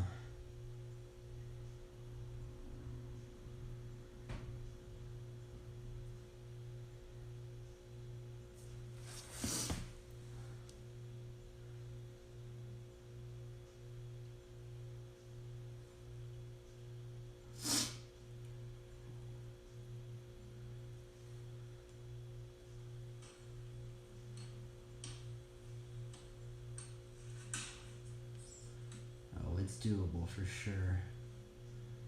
What in the world, bro? How are you doing that?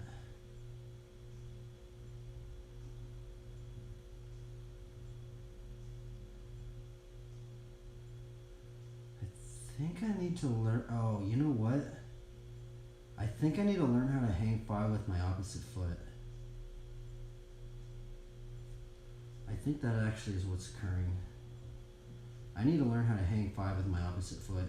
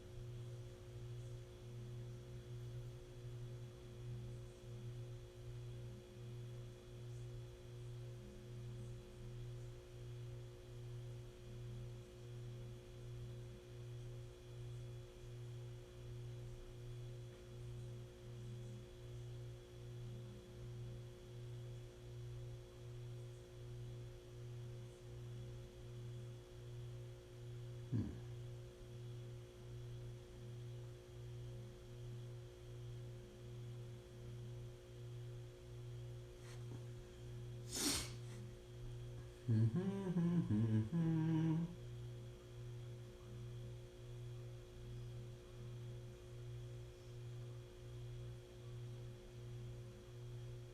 like tired today.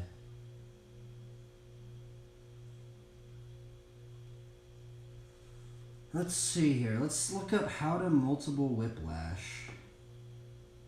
How to multiple whiplash. BMX.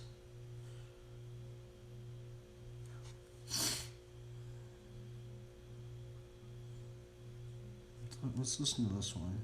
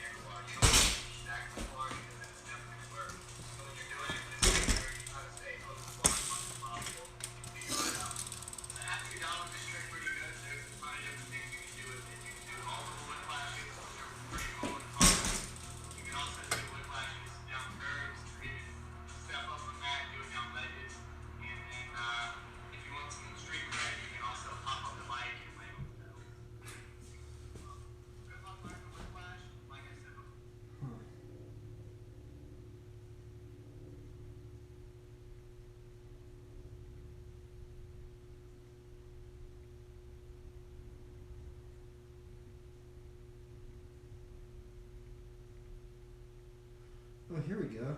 Todd Carter has a how-to. I haven't even watched this before.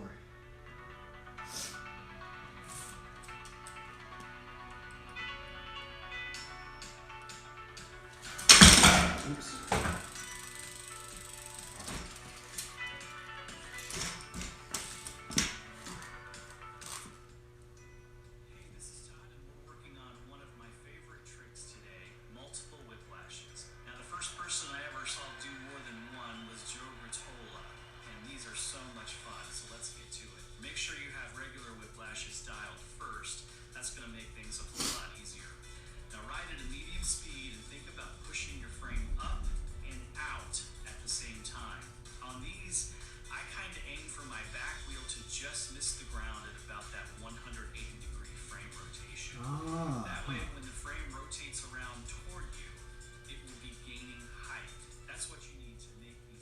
What? I didn't really think about it that way.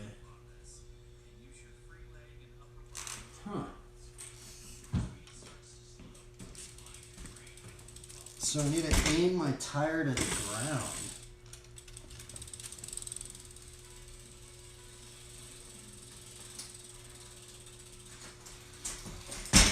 Where it almost skips it like that.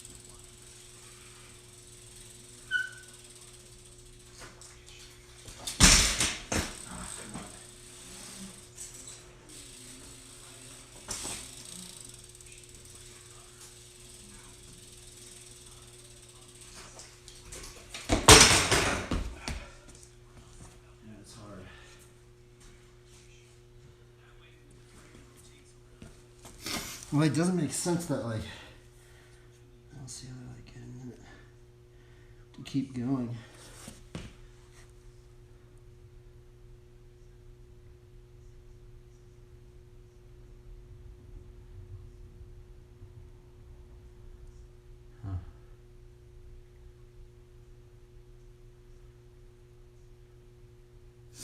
How to whiplash.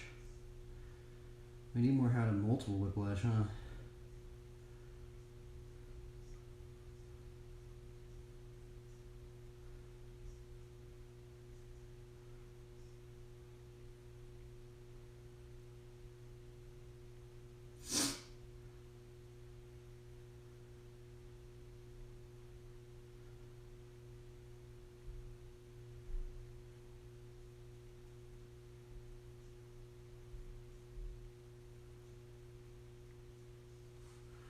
Hang 5 whiplash combination.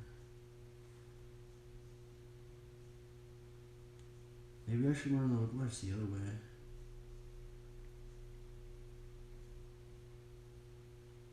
No, but everybody does it this way. That's so strange, huh? Huh, I wonder if there's a different whiplash or...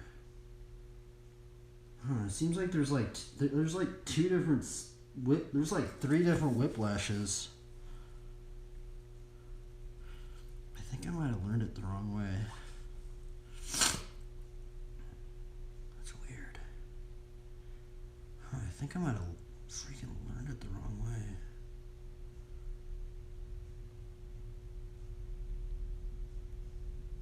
That dude's using his brakes. What the heck?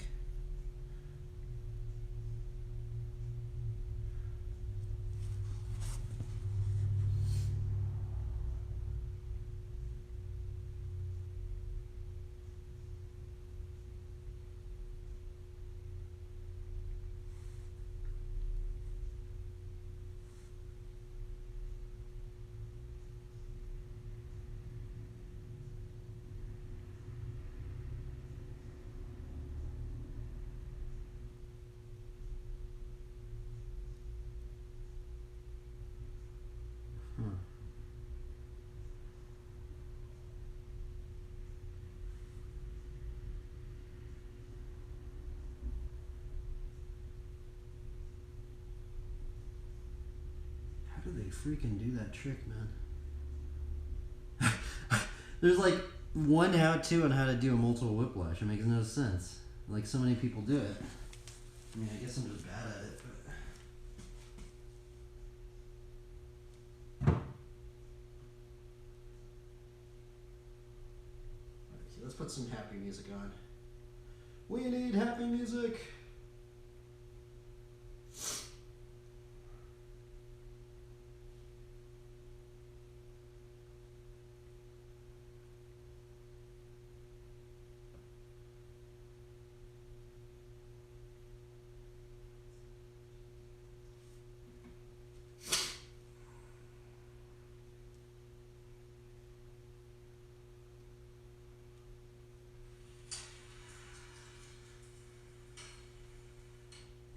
It seems like you just gotta be super steady at it.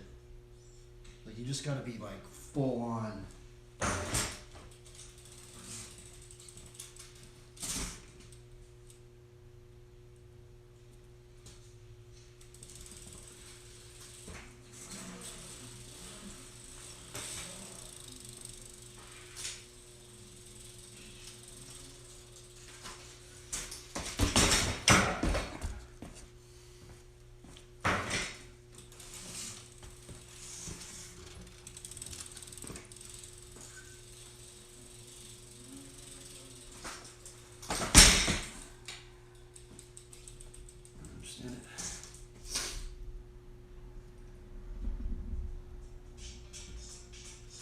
I think I gotta learn how to hang 5 with a switch foot. I think that's what it is.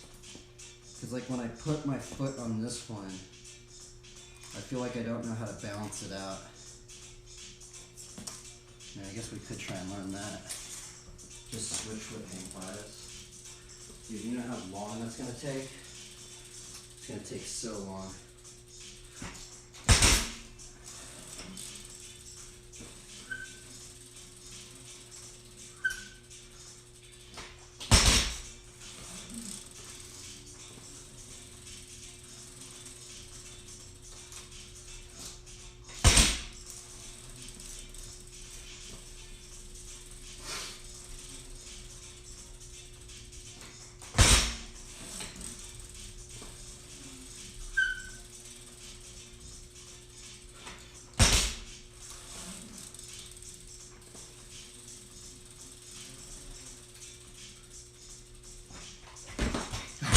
Oh my goodness, this is gonna drive people crazy. Learning the switch foot hang 5, man? Just so I could do multiple whiplashes? I'm wondering if that's what they did. None of them really said that, but I think that might help.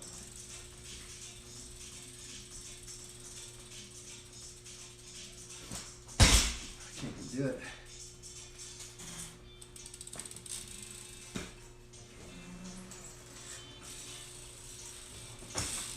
What if I just do the whiplash to squeaker? I think that would help.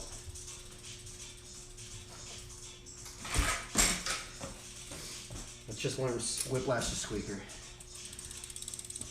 You know, for the muscle memory.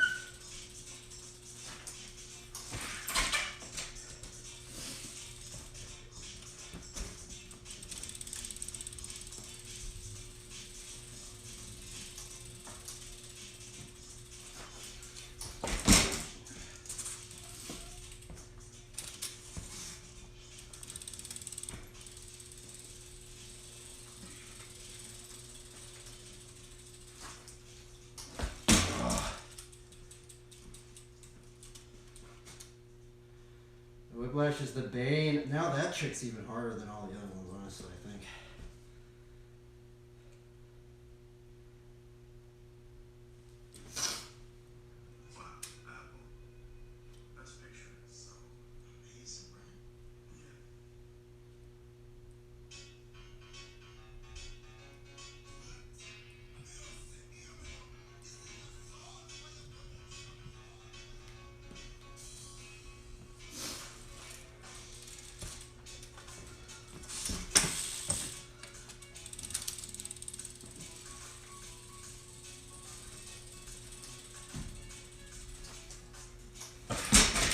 See, I'm not good at like putting my weight on here and then putting it over on here.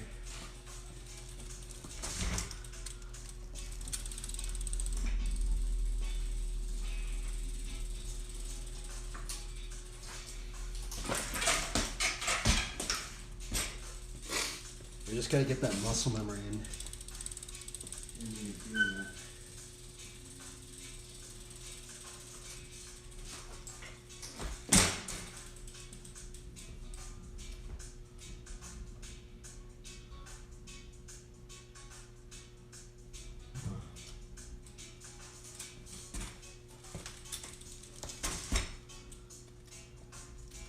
Practice that boomerang combo.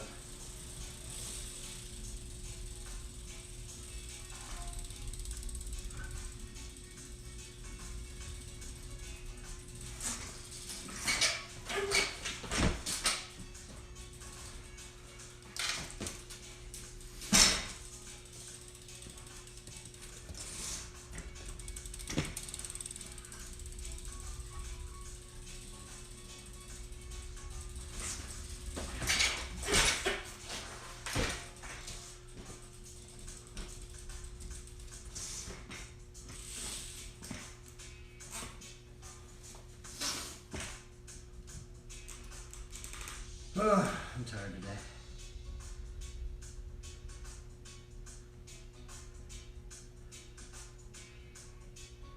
No, I'm probably just dehydrated. I need some water.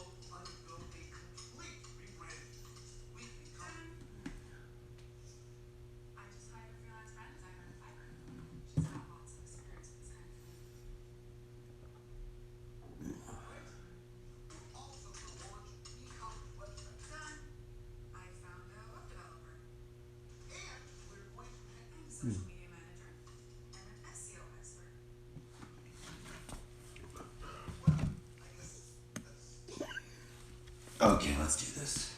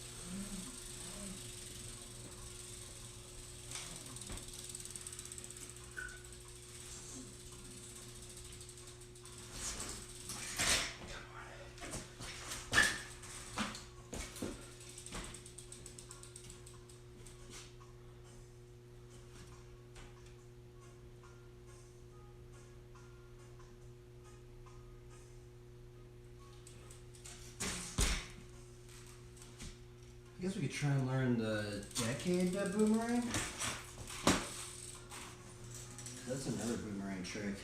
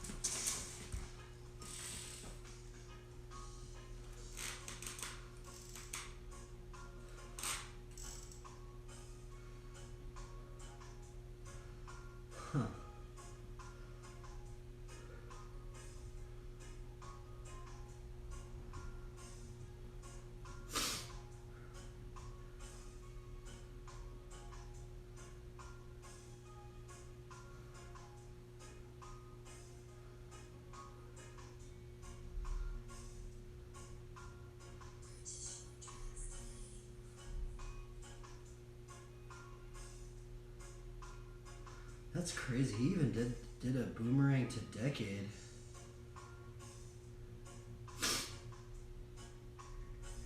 Huh.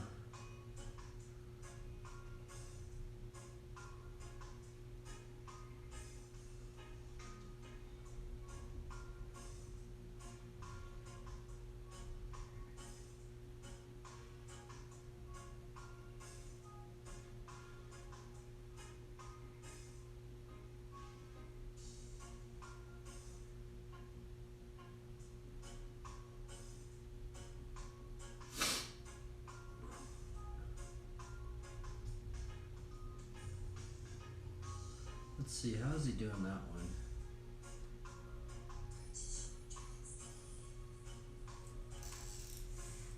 Is this not real? It is.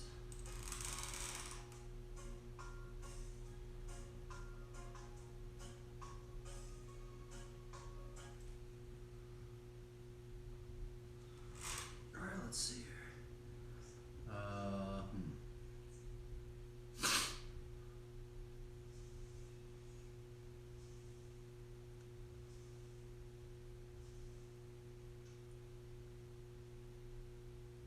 Oh, dang, you could do fire hydrant, decade, boomerang. There's like all sorts of like combos you can do with the boomerang.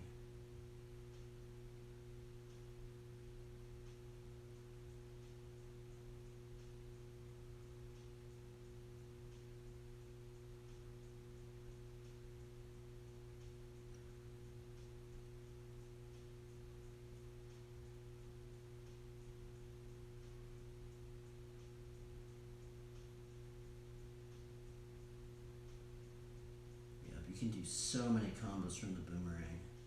Like the boomerang opens up a lot of combos actually. Because you could do like decade boomerang. I wonder if that's how they learn double decades. You just learn decade to boomerang. That's what you do, bro. I think that's how they learned it.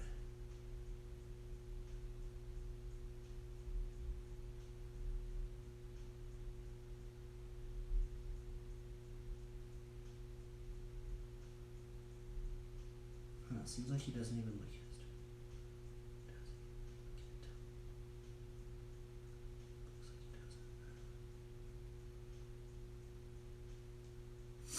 Huh. That's weird.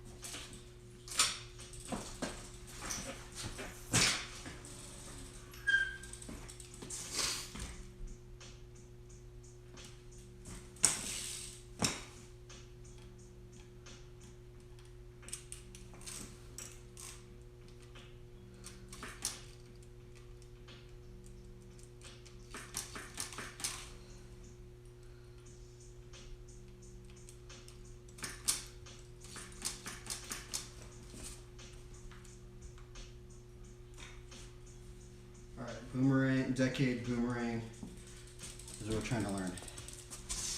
That I think unlocks the double decade.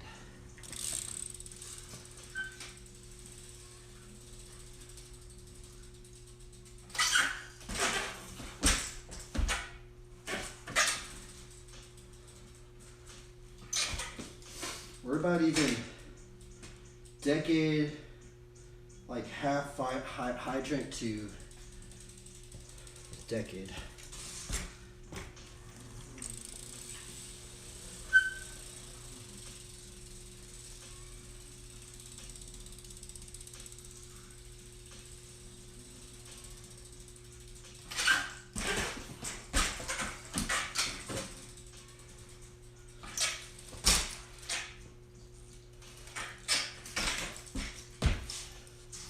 I need to learn track stand a decade again.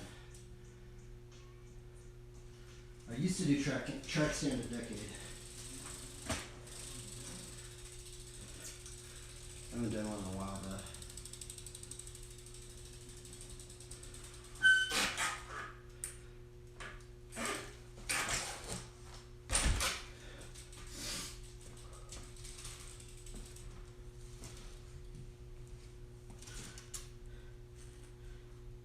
Actually, I need to fix this up.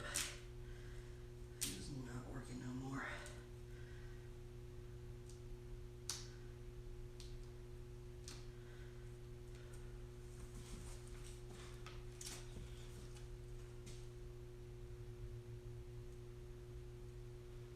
We need to fix this. Let me fix this thing.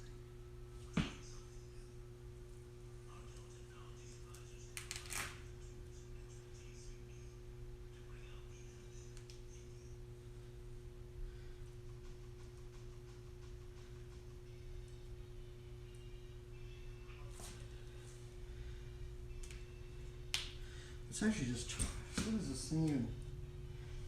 Oh, I think it's one. That's what I did. Oh, that's going to be a pain to take off. That's why it's all loose right here. I think that's messing me up.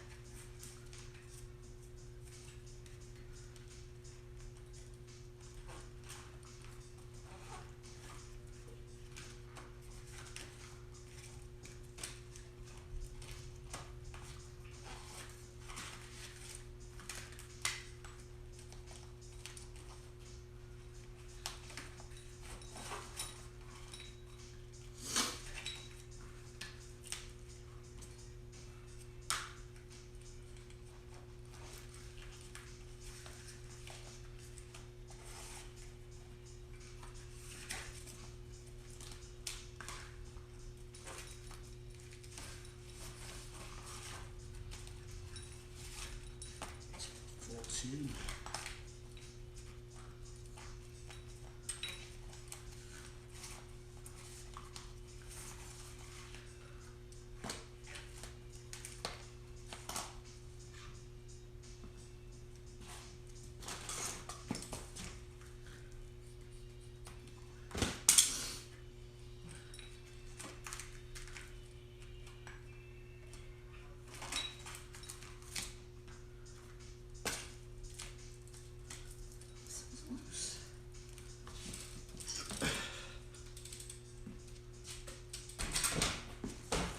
Let's see.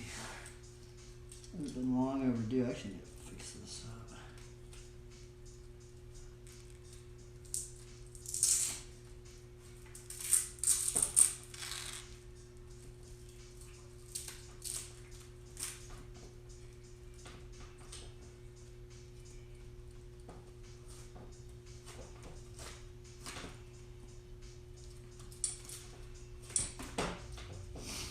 What if I were to just...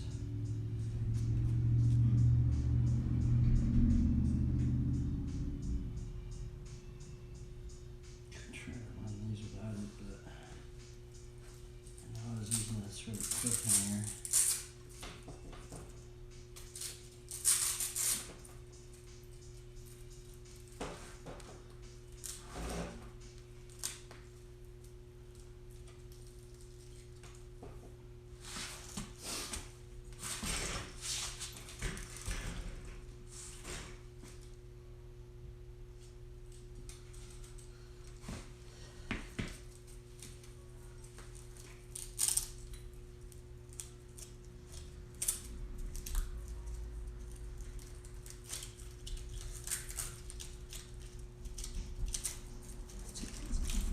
See what does it about it.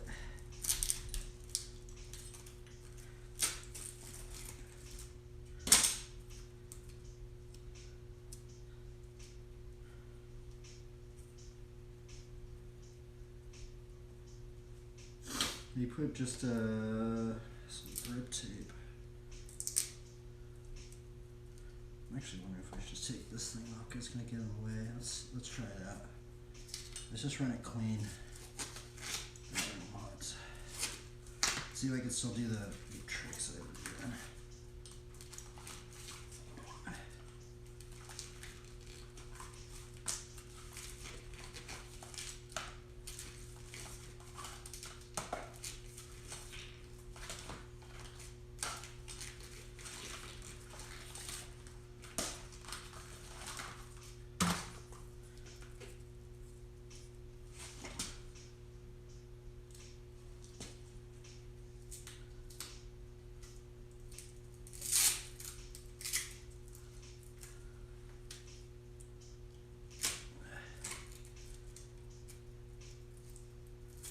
Okay, let's see if this works. Man, I haven't ran it clean in a long time.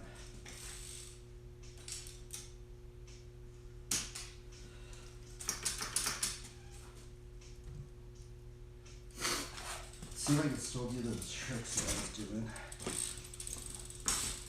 I don't think I will be able to anymore, but it's okay. But I think I might be able to still. I guess it doesn't really affect it that much.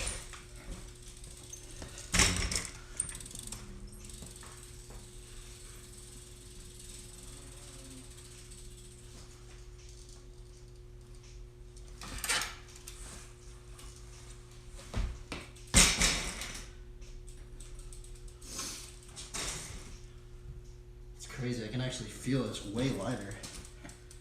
That stuff was actually like right down.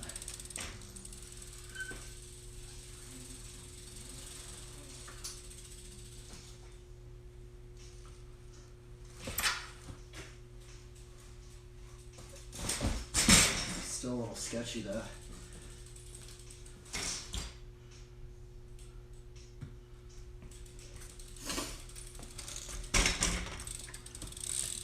Let's try this one out.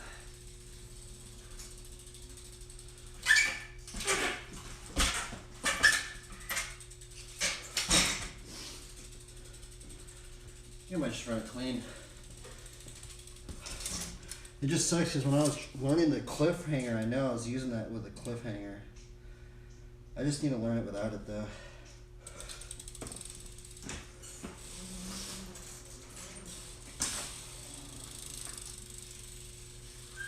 I want to see what you do. Hang 10 no-hander still.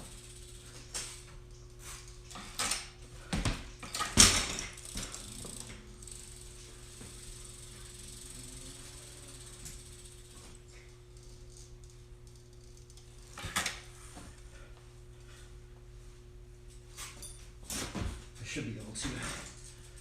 I just gotta pressure it.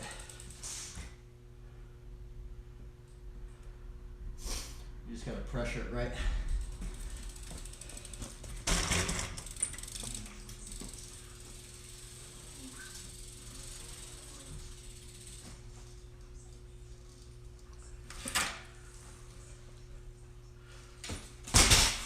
Oh, it's so sketchy. Huh.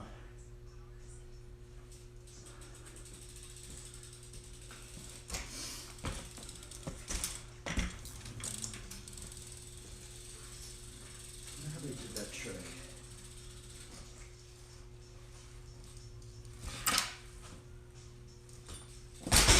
Makes no sense. How'd they do that trick without that thing right there?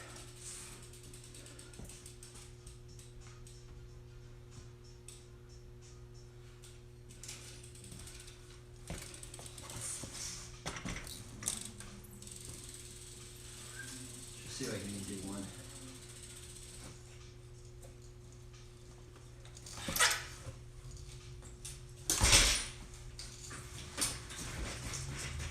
Oh, it is doable.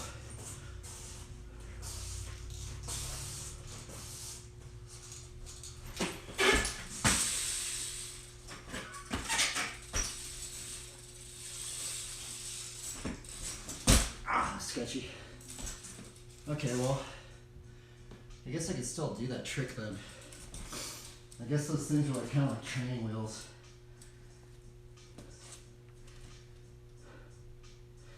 There's a way they hold it though. I don't know how they're doing it. I see them like hold it like 20 feet. Okay, let's try the decade two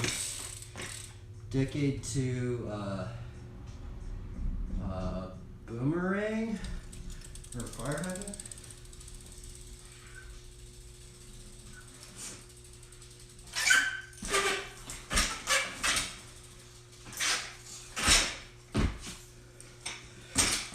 Oh, it's kind of close.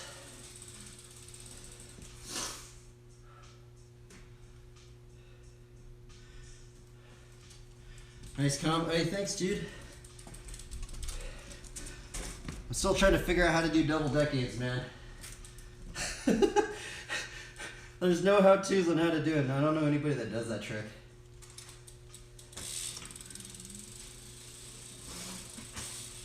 I think this is how people learn how to do double decades, is they learn decade to boomerang. I think they learned this right here.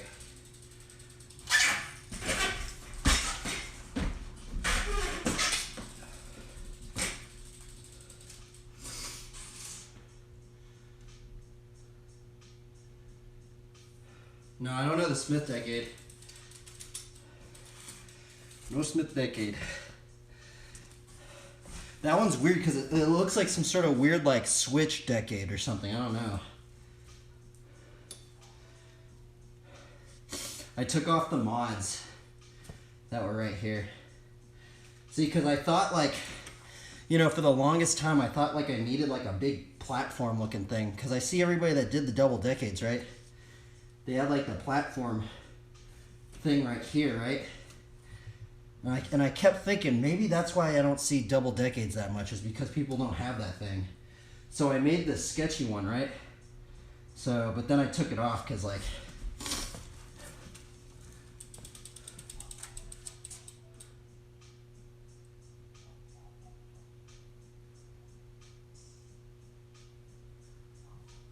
yeah, the foot needs, yeah, that's the hard part.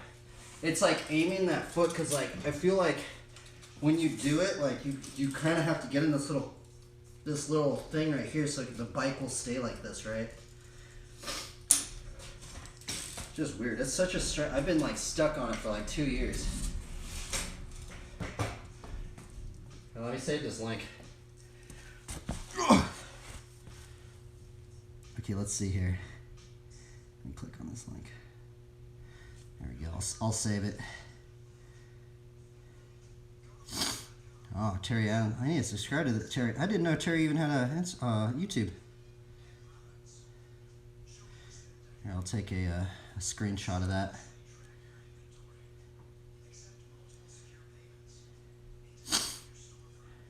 Yeah, it's, you know what's weird how in Flatland there's a lot of tricks and they don't have any how-tos, right? You're just like, how do they? and then like, so another one I've been trying to learn the multiple whiplash, right? Get those, dude. There's one how-to on how to really kind of do multiple whiplash, and I don't know, for some reason it's really, really hard. Like, it makes no sense to me.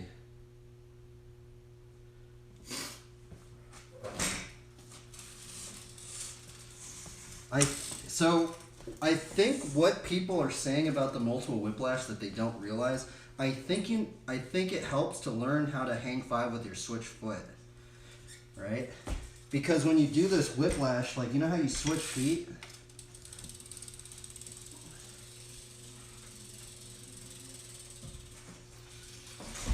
Like right there, how I'm switching the foot. I think like I don't know how to balance on it. I think if I learned how to switch foot hang five, it would be cool.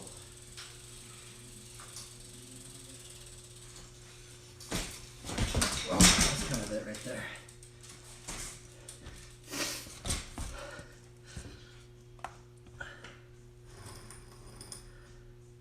Yeah, whiplash from hang five.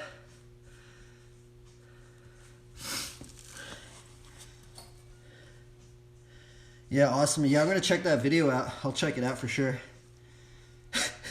I know, there's so many how-tos, bro. Dude, there's like, even like like hang tens and like the Messiah. Bro, there's like 2 how-tos. And like there's some how-tos they don't even say anything. They just do the trick and they're just like, it's the how-to. Here you go. And you're like, how did you learn that, dude? What do you do?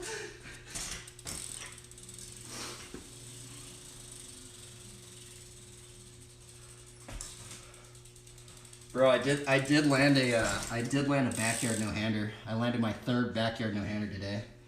I landed it earlier. Let's see if I can do another one.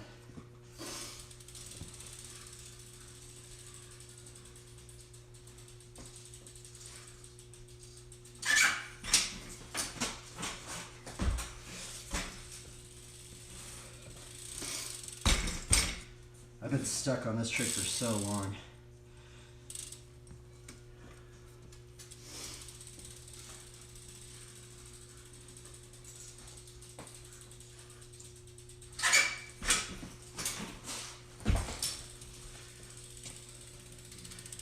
It's super finicky.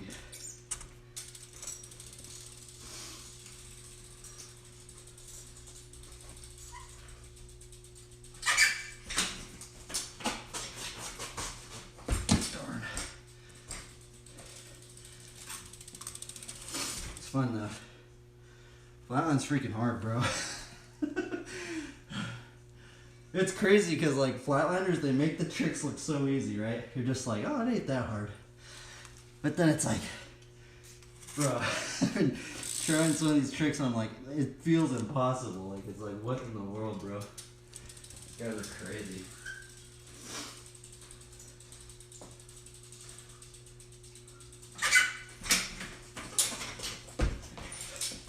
Like sometimes is that a Smith decade? Would that be considered a Smith decade? So if I go,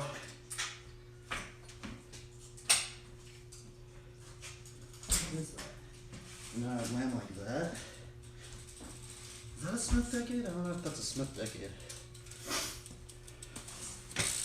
It kind of feels like it would be a Smith decade. I really don't know though.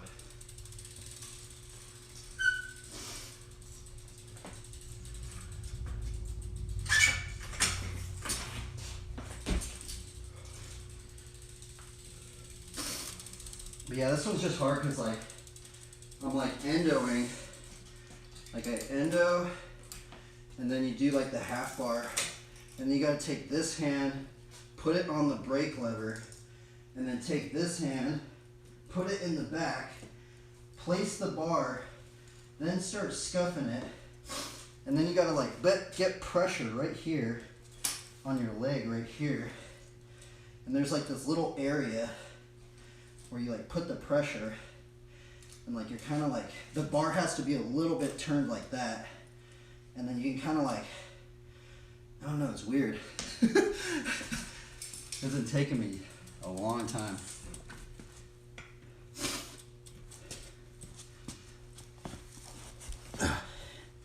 Let's see here. You don't have to learn opposite foot hang 5. I know pro riders who can do insane amount of whiplashes. Really, huh? With just their dominant foot, huh? That's weird. Yeah, I get frustrated with the lack of flatland teachers in America, whereas in Japan and France, there are actually schools. Yeah, for sure, huh? It's crazy that there's actually like schools like Alex Jublin. Bro, he has like that whole like, man, it's crazy thinking about that, huh? I'm just surprised that there's not more flatland riders. I'm literally, dude, I honestly, quite frankly, I think there should be more flatland riders than any other type of riding. Because you can like learn this stuff in really small areas, man, you know, like I've seen somebody, he does like a 12-point combo, like a 12 or 20-point combo in like a 8x8 square, like a little room, like just a little room, bro, and he's just going off, bro. I forgot his name. It's like Chris something, but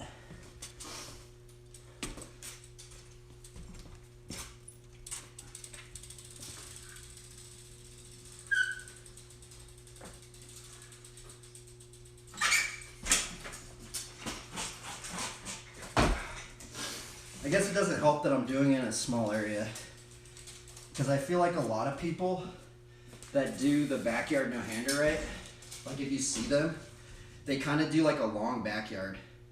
get their balance point good, and then they take off their hands, right? Like they get their balance point good, and then they take off their hands. But since I'm doing it in a small area, I kind of have to like find that balance point really quick. But I landed one earlier today. I can't even believe it. I'm like, what in the world?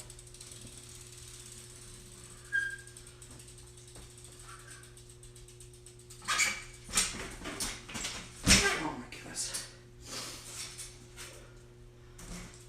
So there's also that. And then there's also the locomotive. What's weird is like the locomotive actually seems easier sometimes, and sometimes it's harder. It's very similar, but you don't do the hand switch off. You just go.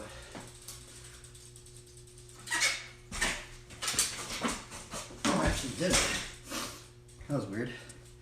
I actually got into it. That was really rare, actually. I normally don't get into the locomotive that easy. But from what people said, they said the backyard's easier, so I've been trying to learn the backyard. So.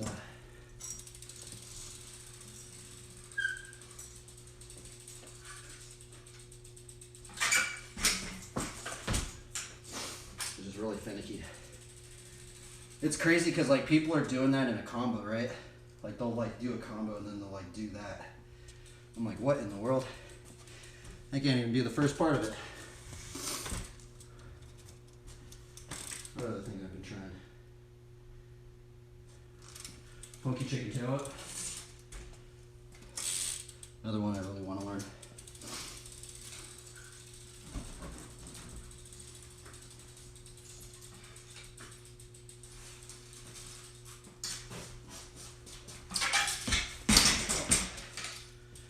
I think for the funky chicken tail up, you just gotta learn this. You just gotta like learn how to throw it like this. Just like kind of like hopping in, riding into it.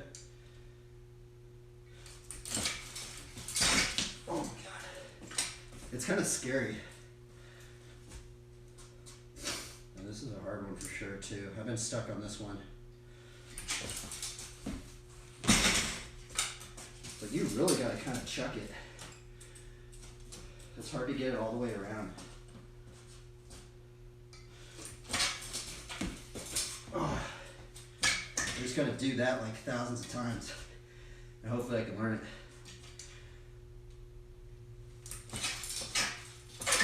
Oh, that's almost it. Yeah, I've been stuck on this one.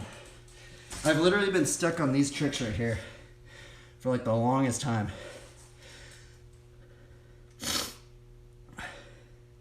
They don't market flatland well, and they don't put enough younger riders over. They keep it too exclusive. Yeah, that's the thing, man.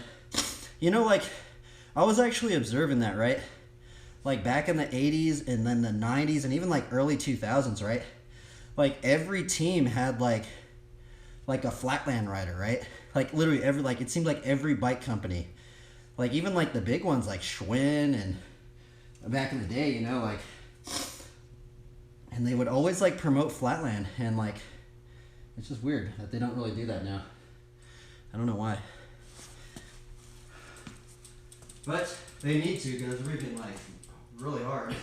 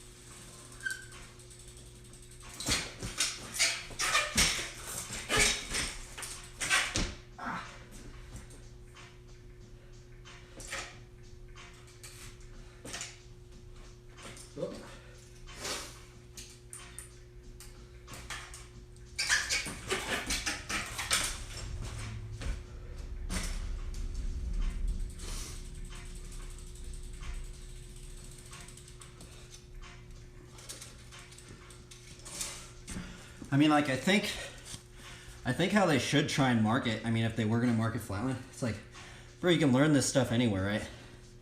Basically anywhere. It's like the biggest strength, I think, flatland. Like, you can literally have fun almost anywhere.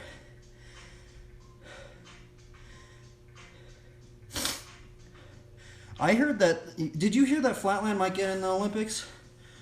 I thought I heard somebody say that. I thought I saw like an Instagram post or something on that, or like a YouTube video.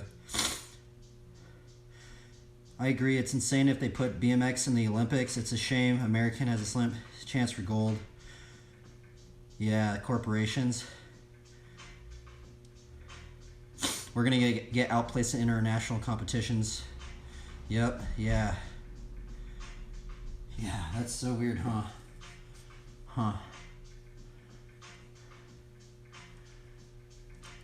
And what's crazy, bro, like in the state I'm in, there's only 2 other like flatland riders, and I've only actually really ridden with one.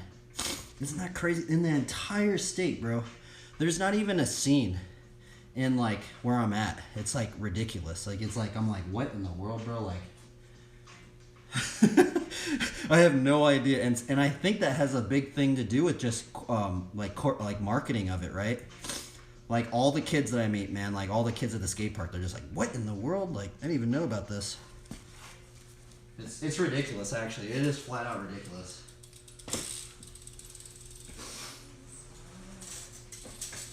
But it's fun. And it's really, really challenging. I think it's more challenging than all the other aspects of BMX.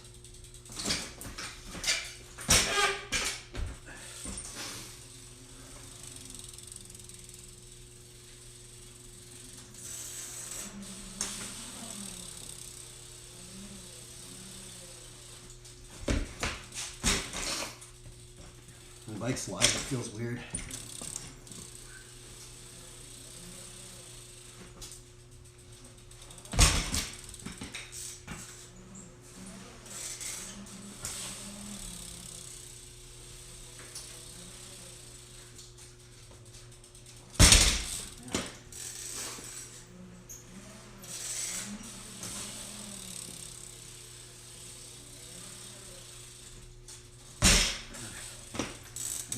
Out of it today.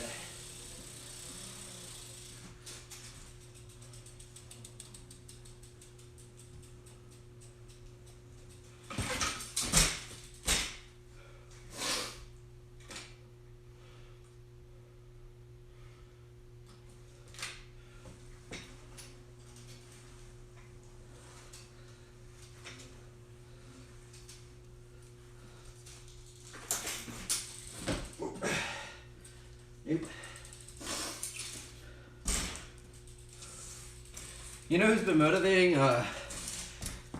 What's that one? Do you know that one dude, Joel? I think his name's Joel Schallhorn.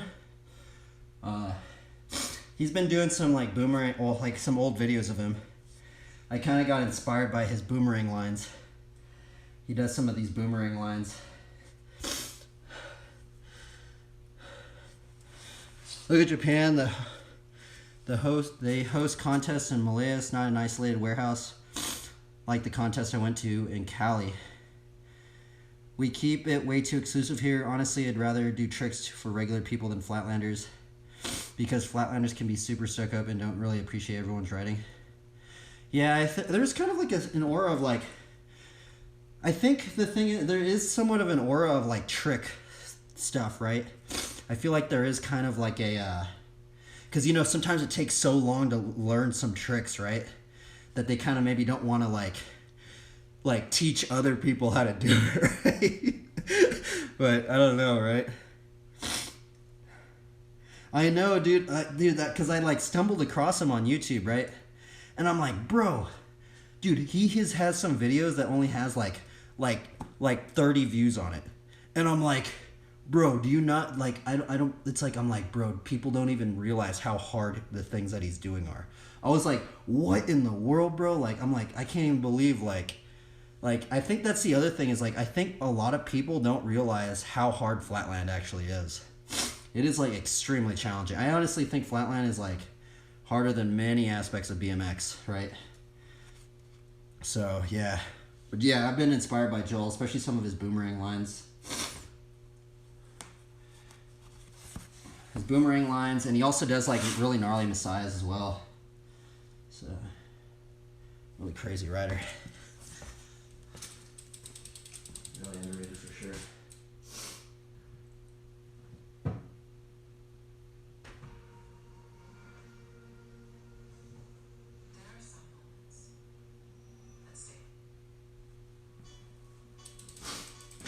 So I do under. Oh, let's see if I do upside down tail whip.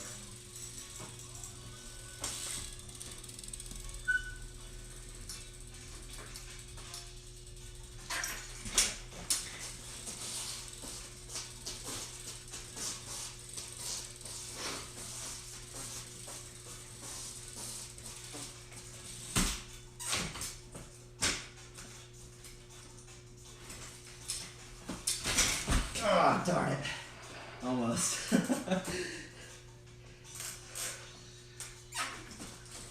that was hard. This is where the big seat post comes in. You just. Oh, my God. I landed one the other day.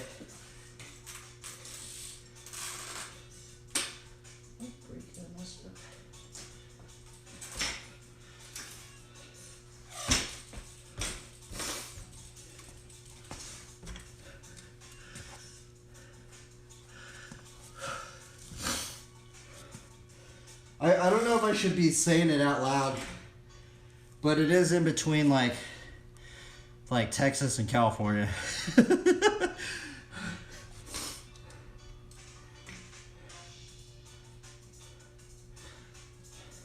I mean, I don't really know if it really matters, but I don't know. That's this other thing. I just hear other streamers and they're just like, you shouldn't be doing that, but I really don't know.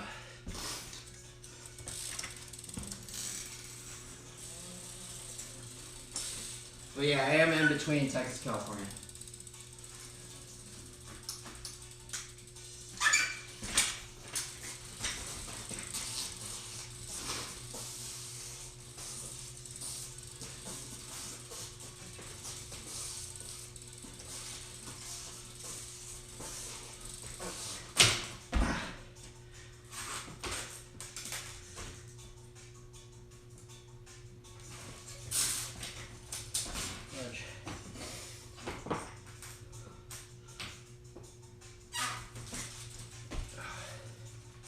That was kind of tricky to get out into.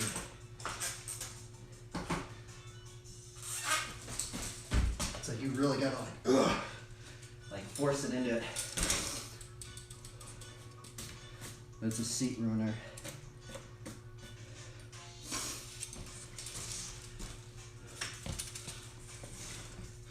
You know what I don't get? Is I can't even imagine doing a contest line. How in the world do these guys do it first try? Like, because it takes me, I don't really have, I don't know, like I can do some tricks maybe first try, but it seems like the pros, they're doing like these crazy tricks like first tee. I'm like, what in the world, bro? Like,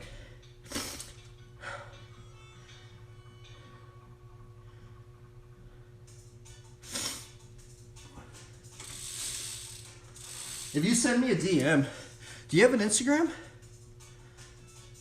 You should follow me on my Instagram. Just send me a message. Yeah, I mean, if people did their thing, they know where I live. But if you send me a message on Instagram, I'll tell you.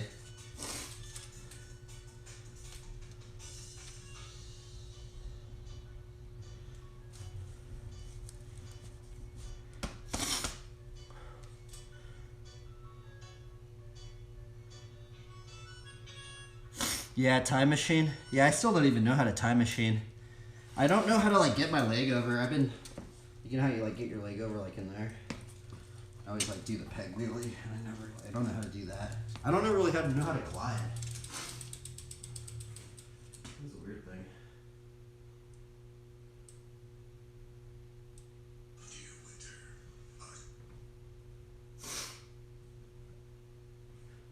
You know who's been helping me a lot actually? Bobby Carter. Do you know Bobby Carter? So Bobby Carter has been helping me a lot with my tricks. Like shout out to Bobby Carter. Like He's given me so many tips on tricks that like have no how to. That's actually how I learned the stick bee. What like how to land it. I would like send him videos, and he'd be like, "Oh, just like slow it down right there, cut it at that angle," and you know, and I'd be like, "Oh, bro, dude, thanks, dude." And then I started landing it, bro. I'm like, "What in the world?" I was stuck on it for like a whole year, man. But yeah, Bobby Carter's awesome. He's been helping a lot.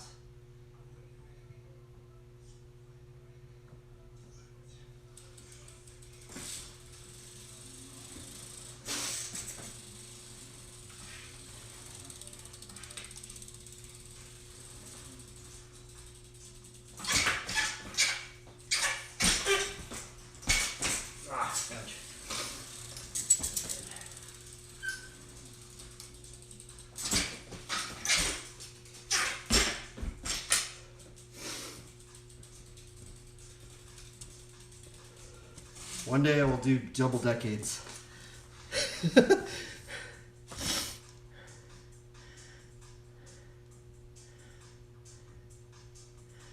I reactivated my Insta, but honestly I hate that too. It's slowly killing the BMX industry. Yeah, honestly I haven't posted in a couple of years. I literally haven't like posted. I haven't really posted anything until I started getting into flatland. Like since when I was living out in Long Beach. Dude, those guys changed me, bro. The flatland scene in Long Beach, bro. If I never would have... Those were actually the first flatlanders I ever met. I never met any flatlanders in my entire life. But living out in Long Beach, and then just being, like, just around it, I was like, what in the world? I didn't even know, like, flatland really was a thing, to be honest, until I moved out to Long Beach. It was crazy.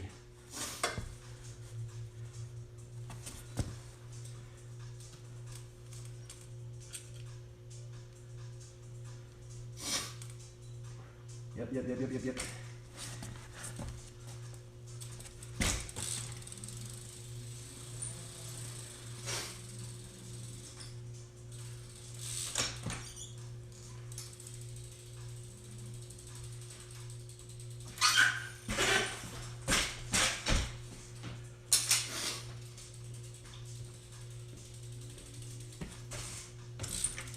Some more bark looks.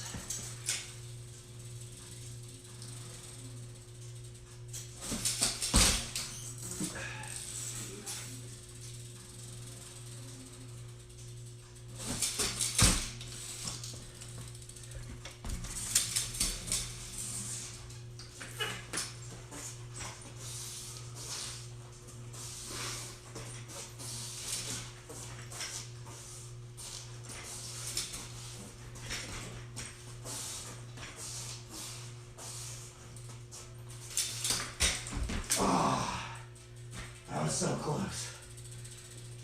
I can never land that line. I don't know why.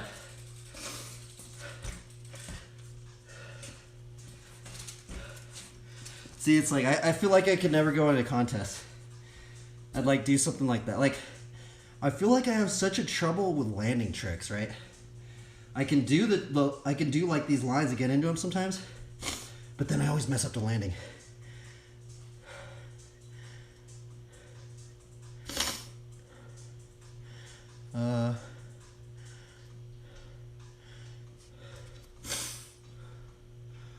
Ahmed is awesome. I rode with him a lot. Super tech ride. Oh yeah, dude.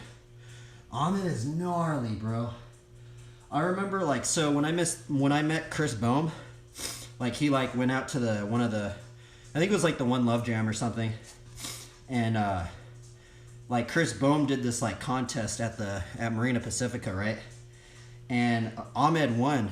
He would do the gnarliest like death trucks. Like his death truck game is on a different level, bro. He's like doing like turbine death truck, like into like generator, into like backyard, switch foot backyard, like crazy stuff. And then to like a pivot.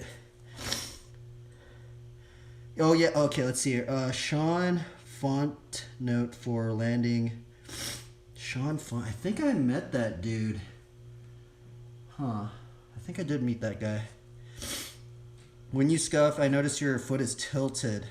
Yeah, so here's the thing is like, so it's because I actually run a cassette. So you know like how my cranks are going backwards? So that's actually the reason why my foot's tilted. So if you actually see my crank right there, see how it's right there? I tilt it at that angle so the crank will go through. That's actually why I have trouble. That's one of the reasons why I learned the switch foot scuff, because when I do a regular foot scuff, see how the regular foot scuff, like this thing is gonna hit my foot right there. So like I have to tilt that one too, or I have to be like over on my heel. And so that's actually why, one of the big reasons why I tilt my foot. I've learned it, I think I learned it wrong, but I learned it with the cassette, so that's why I tilt my foot like that. So see how like the cranks right here doesn't hit me? It goes right through, but it still works.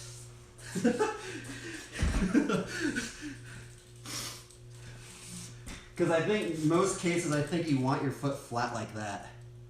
Like that's how most of the tutorials say, but I learned it like kind of like on my tippy toes. But also like when I do it on my tippy toes, I can kind of like, you kind of like pivot it, right? Like that's another thing I do. I do this a lot.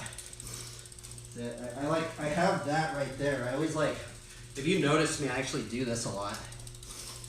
Like this, just so I know like I can like get into it, right?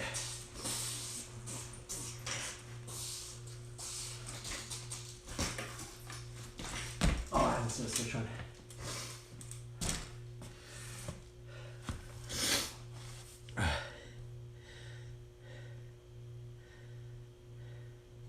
It's maybe, I don't know.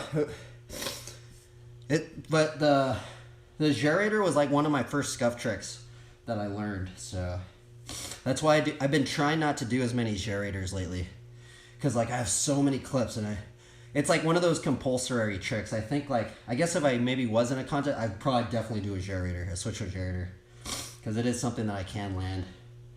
But I want to like, I think like Matthias was talking about how like he tries to balance his riding out, like how he wants to do like back wheel tricks and then the front wheel tricks. So that's why I've been trying to like work on the front wheel tricks and stuff, because I kind of want to like balance it all out, or like somehow put like the back wheel trick into a front wheel trick line. Yeah, Matthias is gnarly. He is a gnarly rider.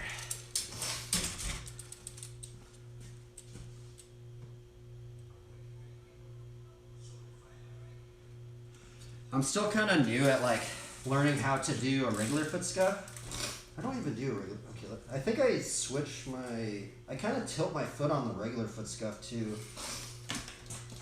I guess maybe no, maybe I don't. Maybe that's why I can't really land it.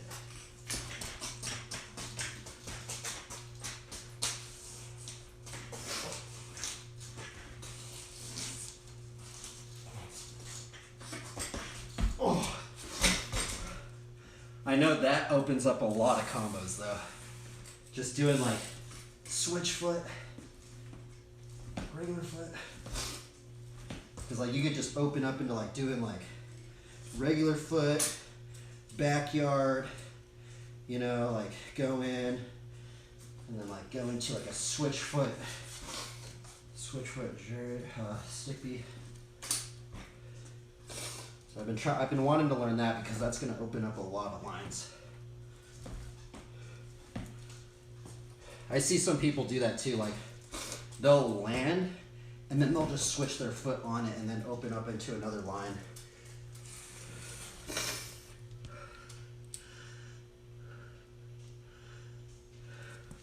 Yeah, the front wheel trick, for some reason the front wheel tricks take me way longer to learn.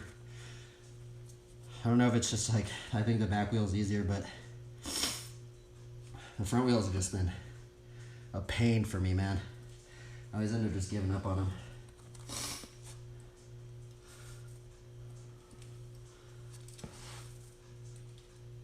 You know, another person I thought was super gnarly is Sean McKinney. He does this, Sean McKinney did that, you know, the crow's nest? Bro, I've never seen anybody else do that trick. Like, it's literally like, what's the crow's nest? I think the crow's nest is like, his foot's up here. He's scuffing it like this or something. And then he's just like no-handed like that. I'm like, what in the world? Or like, I think it's like maybe his foot's back here. Maybe it's like this. There's something like it, but it's like, it's gnarly, man. The crow's nest. And he has some combos that are like unmatched, actually. And he would do them on like a heavy bike. So, but yeah, like all those guys, like the whole like Dave Smith scene, that really influenced me. So like the whole Dave Smith, like Sean McKinney, all those guys, like that really helped inspire me. Like that's actually why I'm running brake. Well, I always liked brakes growing up, but yeah, Dave Smith is gnarly. I've been definitely inspired by Dave Smith a lot.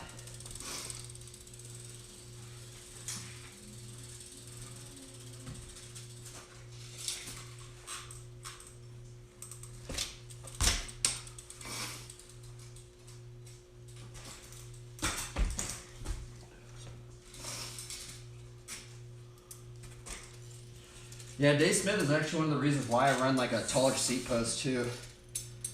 A taller seat post. He did some gnarly lines, man. Dave Smith is definitely really gnarly. And he influenced a lot of the Long Beach scene.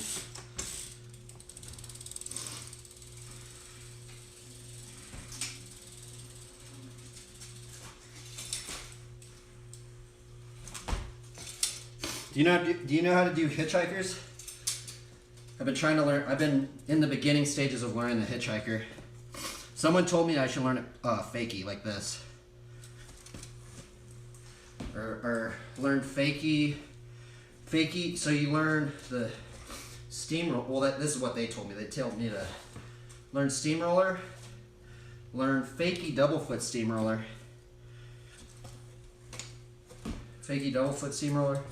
Fakie double foot steamroller one-hander, and then you start learning that. So I've been really wanting to learn the hitchhiker for a while now, but I've been stuck on the double foot steamroller, fakie double foot steamroller for a while.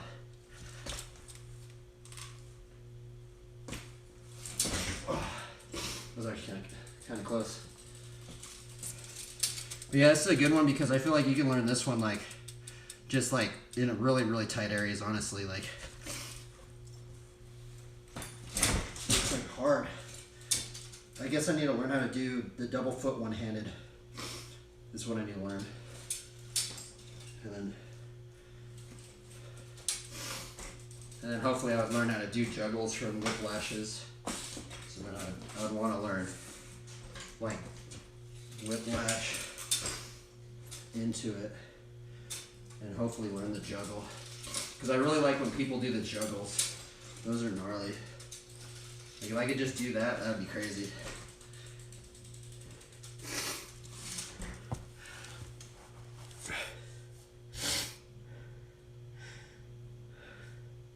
Dave Smith has elbow glides and lots of rolling. Oh yeah, the Dave Smith, yeah, check him out. He just does a lot. No, he actually does this switch row stick beat a lot too. One of the reasons why I actually learned that trick as well, because of Dave Smith. He would do switch foot stick beat, no handers. A lot of switch foot stuff. And then yeah, a lot of brake stuff. And a lot of weird front. He does like crazy front end tricks, like gnarly, like Carl Cruiser. Like switch foot Carl Cruiser, like in here, into like switching it off like this. You know, like, I don't know, all sorts of crazy. I don't know the front wheel stuff.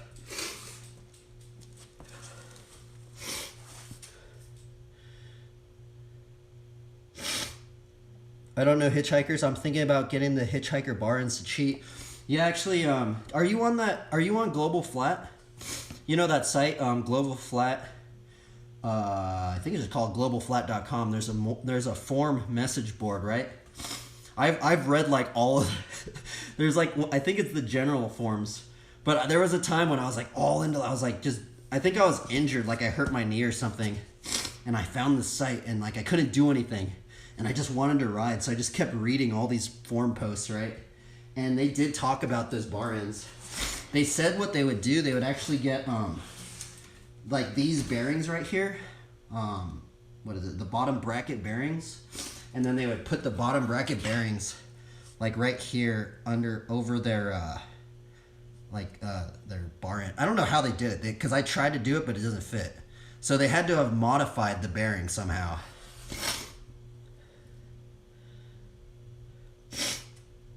Yeah, so basically everywhere. Oh, 95 Lucius. Oh, man. Oh, we got 2 BMX riders up in here. Dude, 95 Lucius is going to be another flatland rider. He's going to get into it. Biz House sells bearing bar ends, but they sold out. Yeah. Man, I remember Biz House way back in the day. They used to have like those big chunky star grips. I think that was Biz House. I'm pretty sure it was Biz House.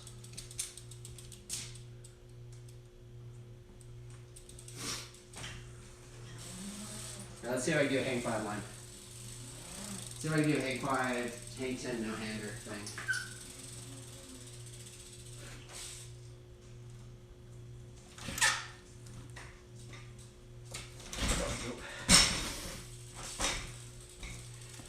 Oh, you know what I want to learn too? I want to learn the cyborg. I saw someone do a fire hydrant. Wait, how did they do it? I think they did a fire hydrant to this. And you like catch the, and you go like that. And I saw this dude do it so smooth. I was like, what in the world? He just goes like this.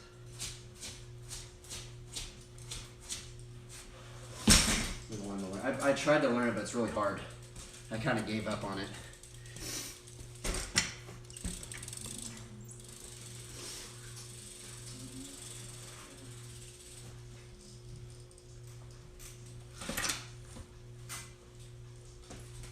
Nope.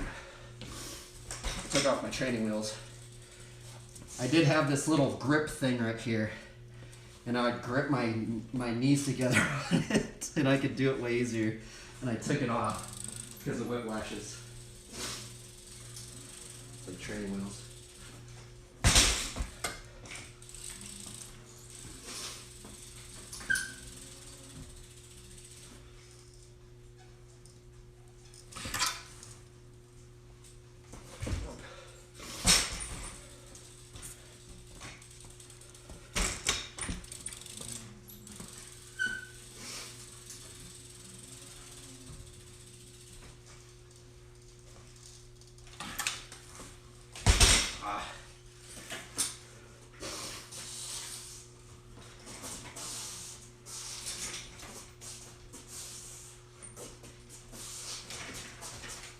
Oh, my crank's got, oh, my shirt got caught.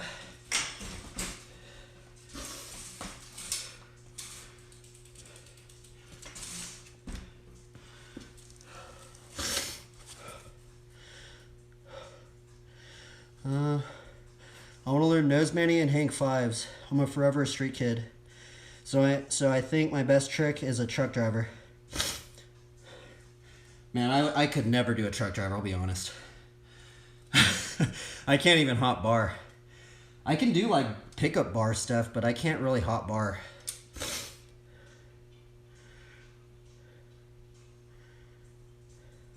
Yeah, I actually switched it off. I actually learned hang 5s like this. So all the how-tos I kind of show like a hang 5 like this. I did learn it like this. This is how I first learned it like that, right? But what a lot of flatlanders do is why a lot of flatlanders start from their back peg like this is because on certain combos you can position your crank differently. So say like I wanted my crank like that, right? Like just like that, right? If I start it from my back peg, I can do it without, you know. Oh, I guess maybe like, you know. That's why they do it like that. So then like if you're gonna do another combo into it.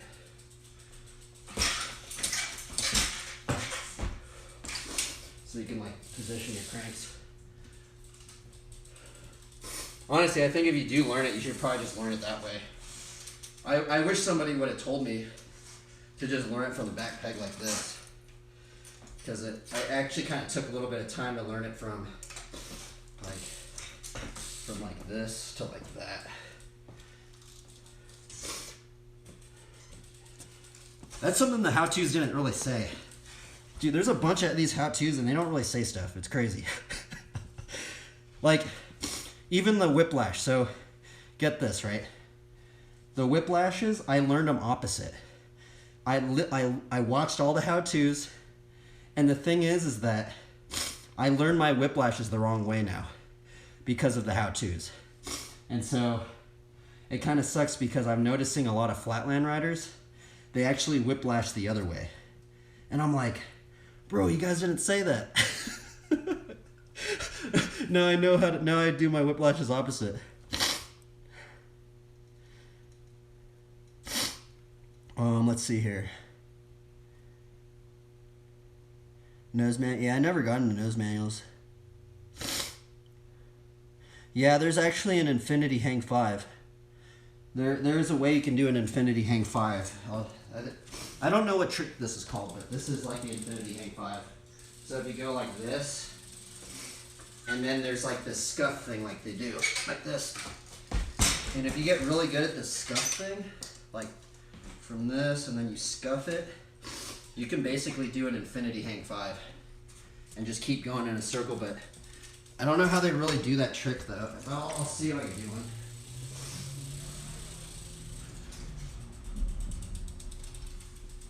So you kind of have to like stop a little bit.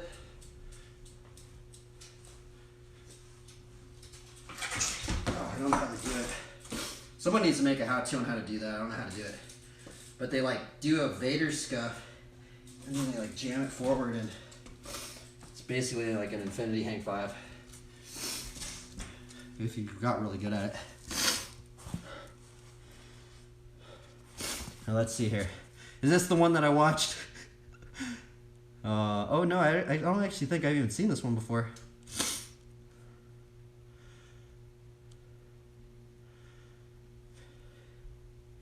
Burners? What's a burner? Wait, is a burner this here? Wait, a burner. Are you talking about a Vader skin? Or is this a burner? Is this a burner? I think this might be a burner, right? Or wait. I'm doing it wrong. Is this a burner?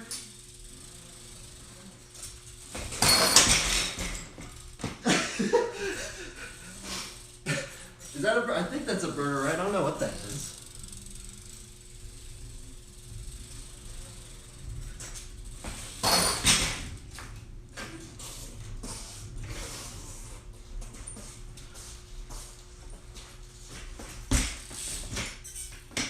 Those are so fun.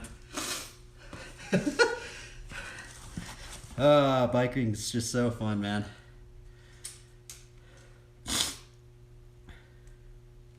Yeah, I'm gonna save this link too.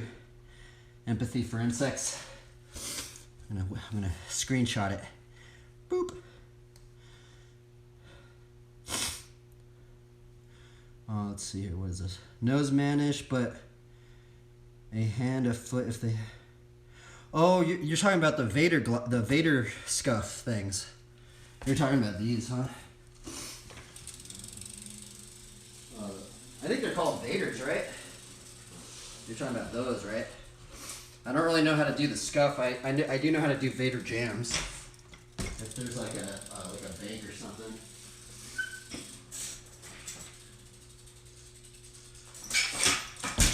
Haven't done one in a while though.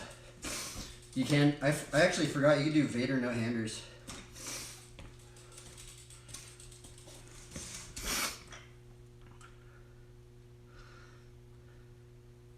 Yeah, burners, huh? Yeah, I think people have different names for that trick, huh? There is this one. It's called the front yard. I've been trying to learn the front yard. Or freak squeak. I think it's either the front yard or the freak squeak. I really don't know. But they go, let's see here, how do I do it? They go like this. So you learn this one. I've been trying to learn this one lately.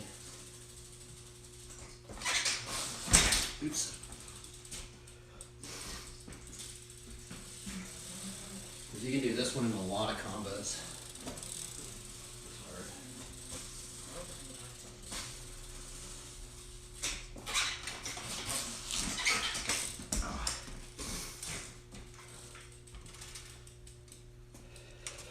So why I want to learn this one is you can actually do that one from a fire hydrant. This is why I want to learn it. This and put it into a combo. Oh.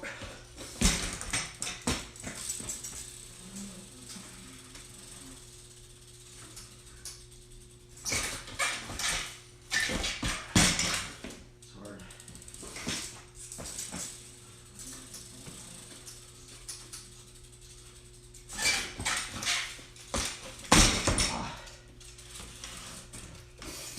Still new at that one.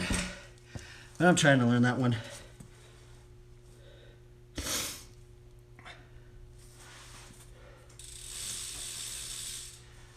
Yeah, whiplashes are hard.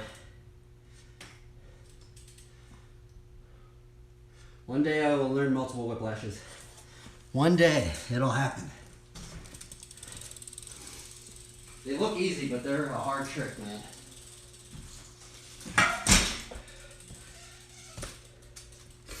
I just want to do a whiplash into a hang five.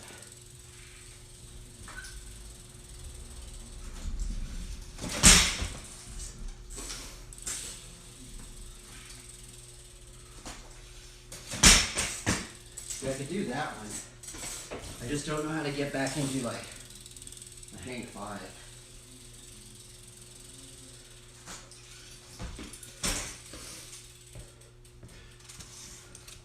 Or multiple whiplash.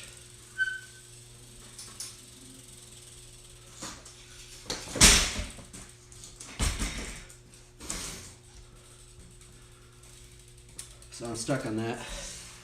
Not many how-tos on how to do it for some reason.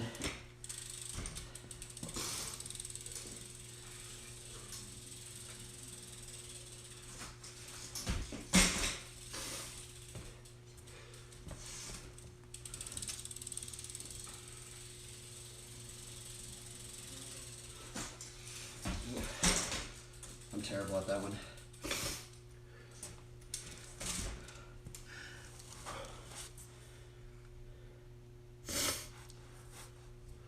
Yep. I don't even think, oh, I did land one thing.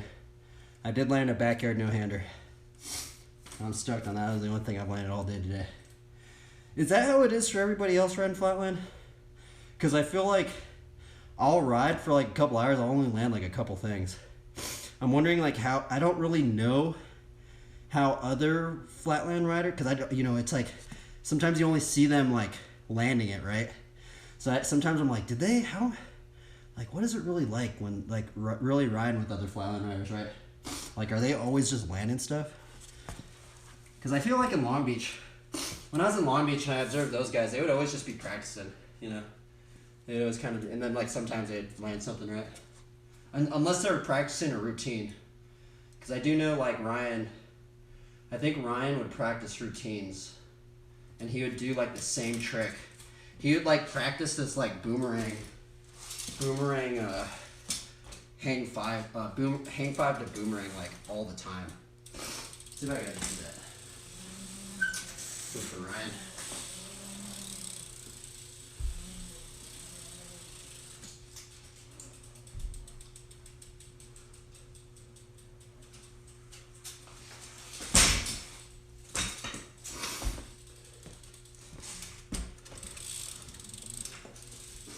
Matthias does these ones a lot too.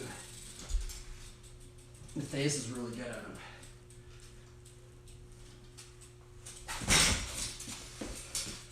And then he goes back into a hang five.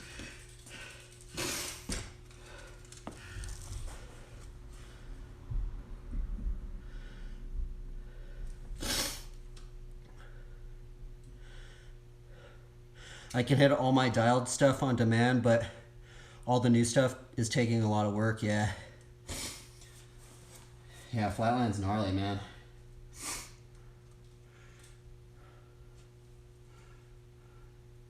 Like, I'm kind of wondering, like, how... I'm wondering, like, do, like... I'm wondering, like, if the pros, they practice, like, a certain line, like, routine, and they just, like, every single day, they just practice that line or something, right? I really don't know. I think from observing Ryan, like, when I saw Ryan, I think that's what they were doing, because, like, I would see Ryan, and he would ride, and he literally would just be, like, doing the same line, just really trying to dial it in, right? But sometimes I, like, get bored. I'm like, oh, I can't really, like, you know... I'm kind of just all over the place. I just get bored. I get frustrated. I give up. I work on another trick and then I give up and then I just kind of keep... I have probably like 7 tricks. I like just get frustrated and I'll move on and then I'll just move on. I just have like 7 tricks and I keep hopping back and forth from them. Yeah, they have different methods. See, because I did Trevor Meyer. There was an interview about Trevor Meyer. And he said he had like some crazy routine where he would like, he would just practice the same trick or something like that. I remember him saying that on like a documentary or something, but it's crazy because that dude's still riding.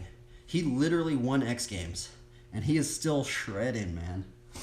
He's actually doing one of these like weird backyard combos. He actually does like kind of like a backyard combo, like this one, like how I get into it, but he does it gliding.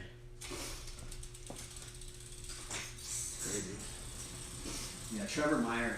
He's actually inspired me to get into like some of the switch foot stuff. But he does like a backyard combo like this.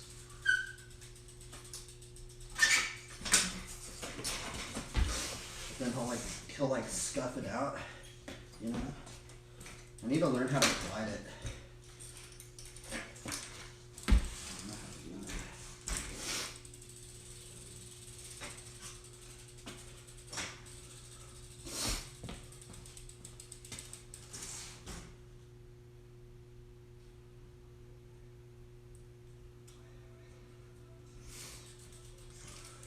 Trevor Meyer's another believer.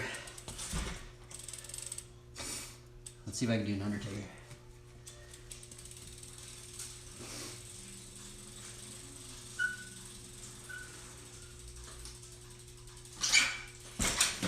Nope.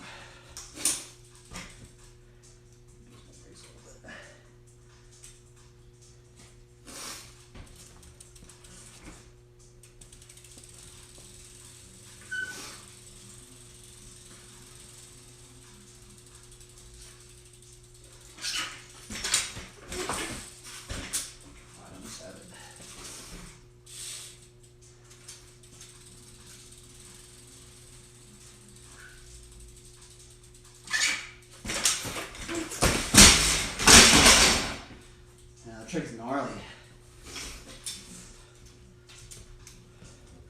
I got hung up on that one. I gotta like jump over.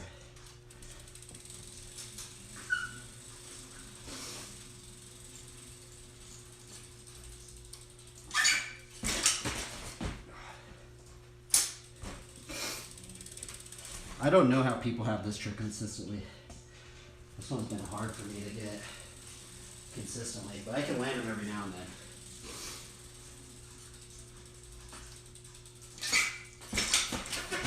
Oh. I'm actually getting hung up today. It's kind of weird. I haven't gotten hung up really.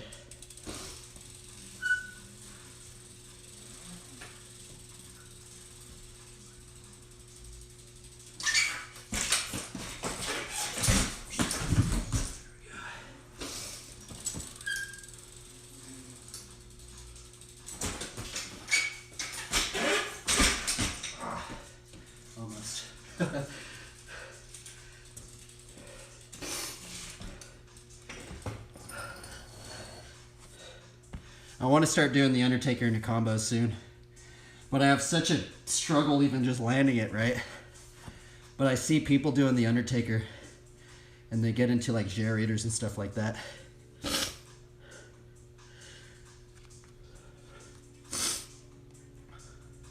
The best way to dial a combo is to dial the individual parts first. Yeah, that's a good way, huh?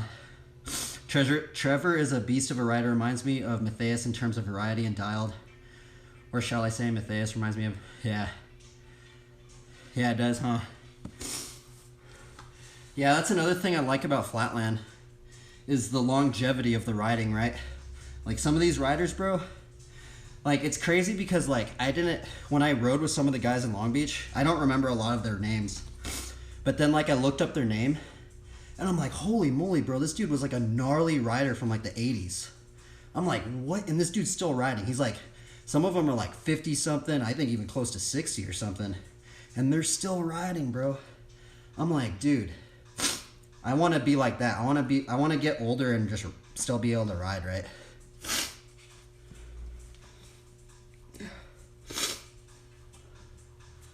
So yeah. Yep. I know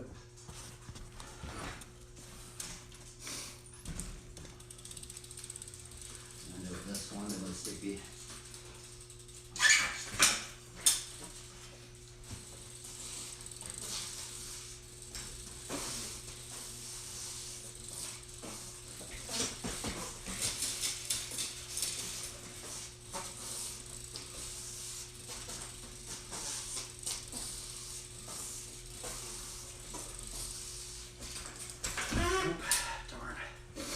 I always have trouble landing it. I always like put up my weight a little bit too back. Like you gotta like carve it and then like slow it down and like lean in and put all your weight down.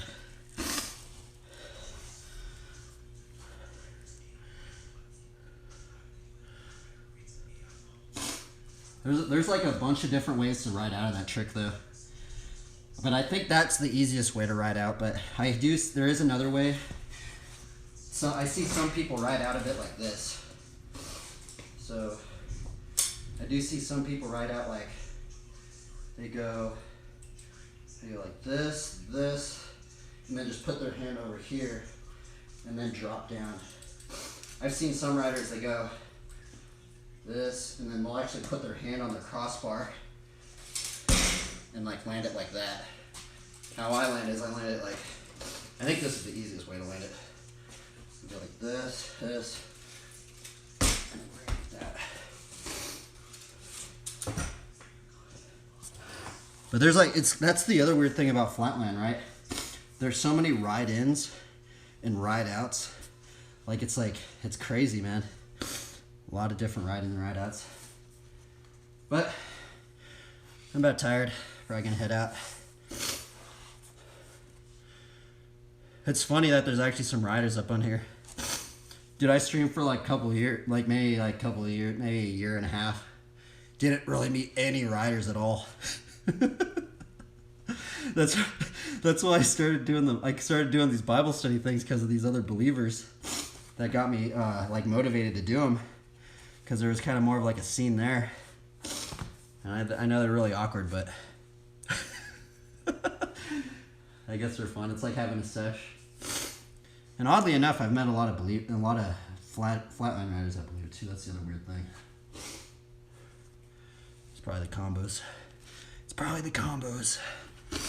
Anyway, I hope you guys have a good one. Probably gonna like play a little bit of video games or something today, later on, but thanks for stopping by, man. You're actually the only other, actually no, I did meet like another flatline rider, but yeah, empathy for insects, bro. Hey, you shred, dude. You have a good one, man. Thanks for all the tips, dude. I'm gonna check out all those videos, man. And then the other dude, 951, bro. Peace out, man. Get into flat, dude. You can learn this stuff, like, basically, you can learn this stuff in a lot of areas, man. Like, if you're out there, dude, because, like, honestly, it'd be nice to have just more flat riders everywhere. It's ridiculous that there's not many. It's like you can learn this stuff, like, I mean, it'd be so hilarious if someone just made a stream in like even a smaller square, like an 8x8 box, just being like, okay, we're gonna learn all these tricks in here. It'd be like, what in the world? Anyway, peace out, dude. Peace out, guys. Woo! Later.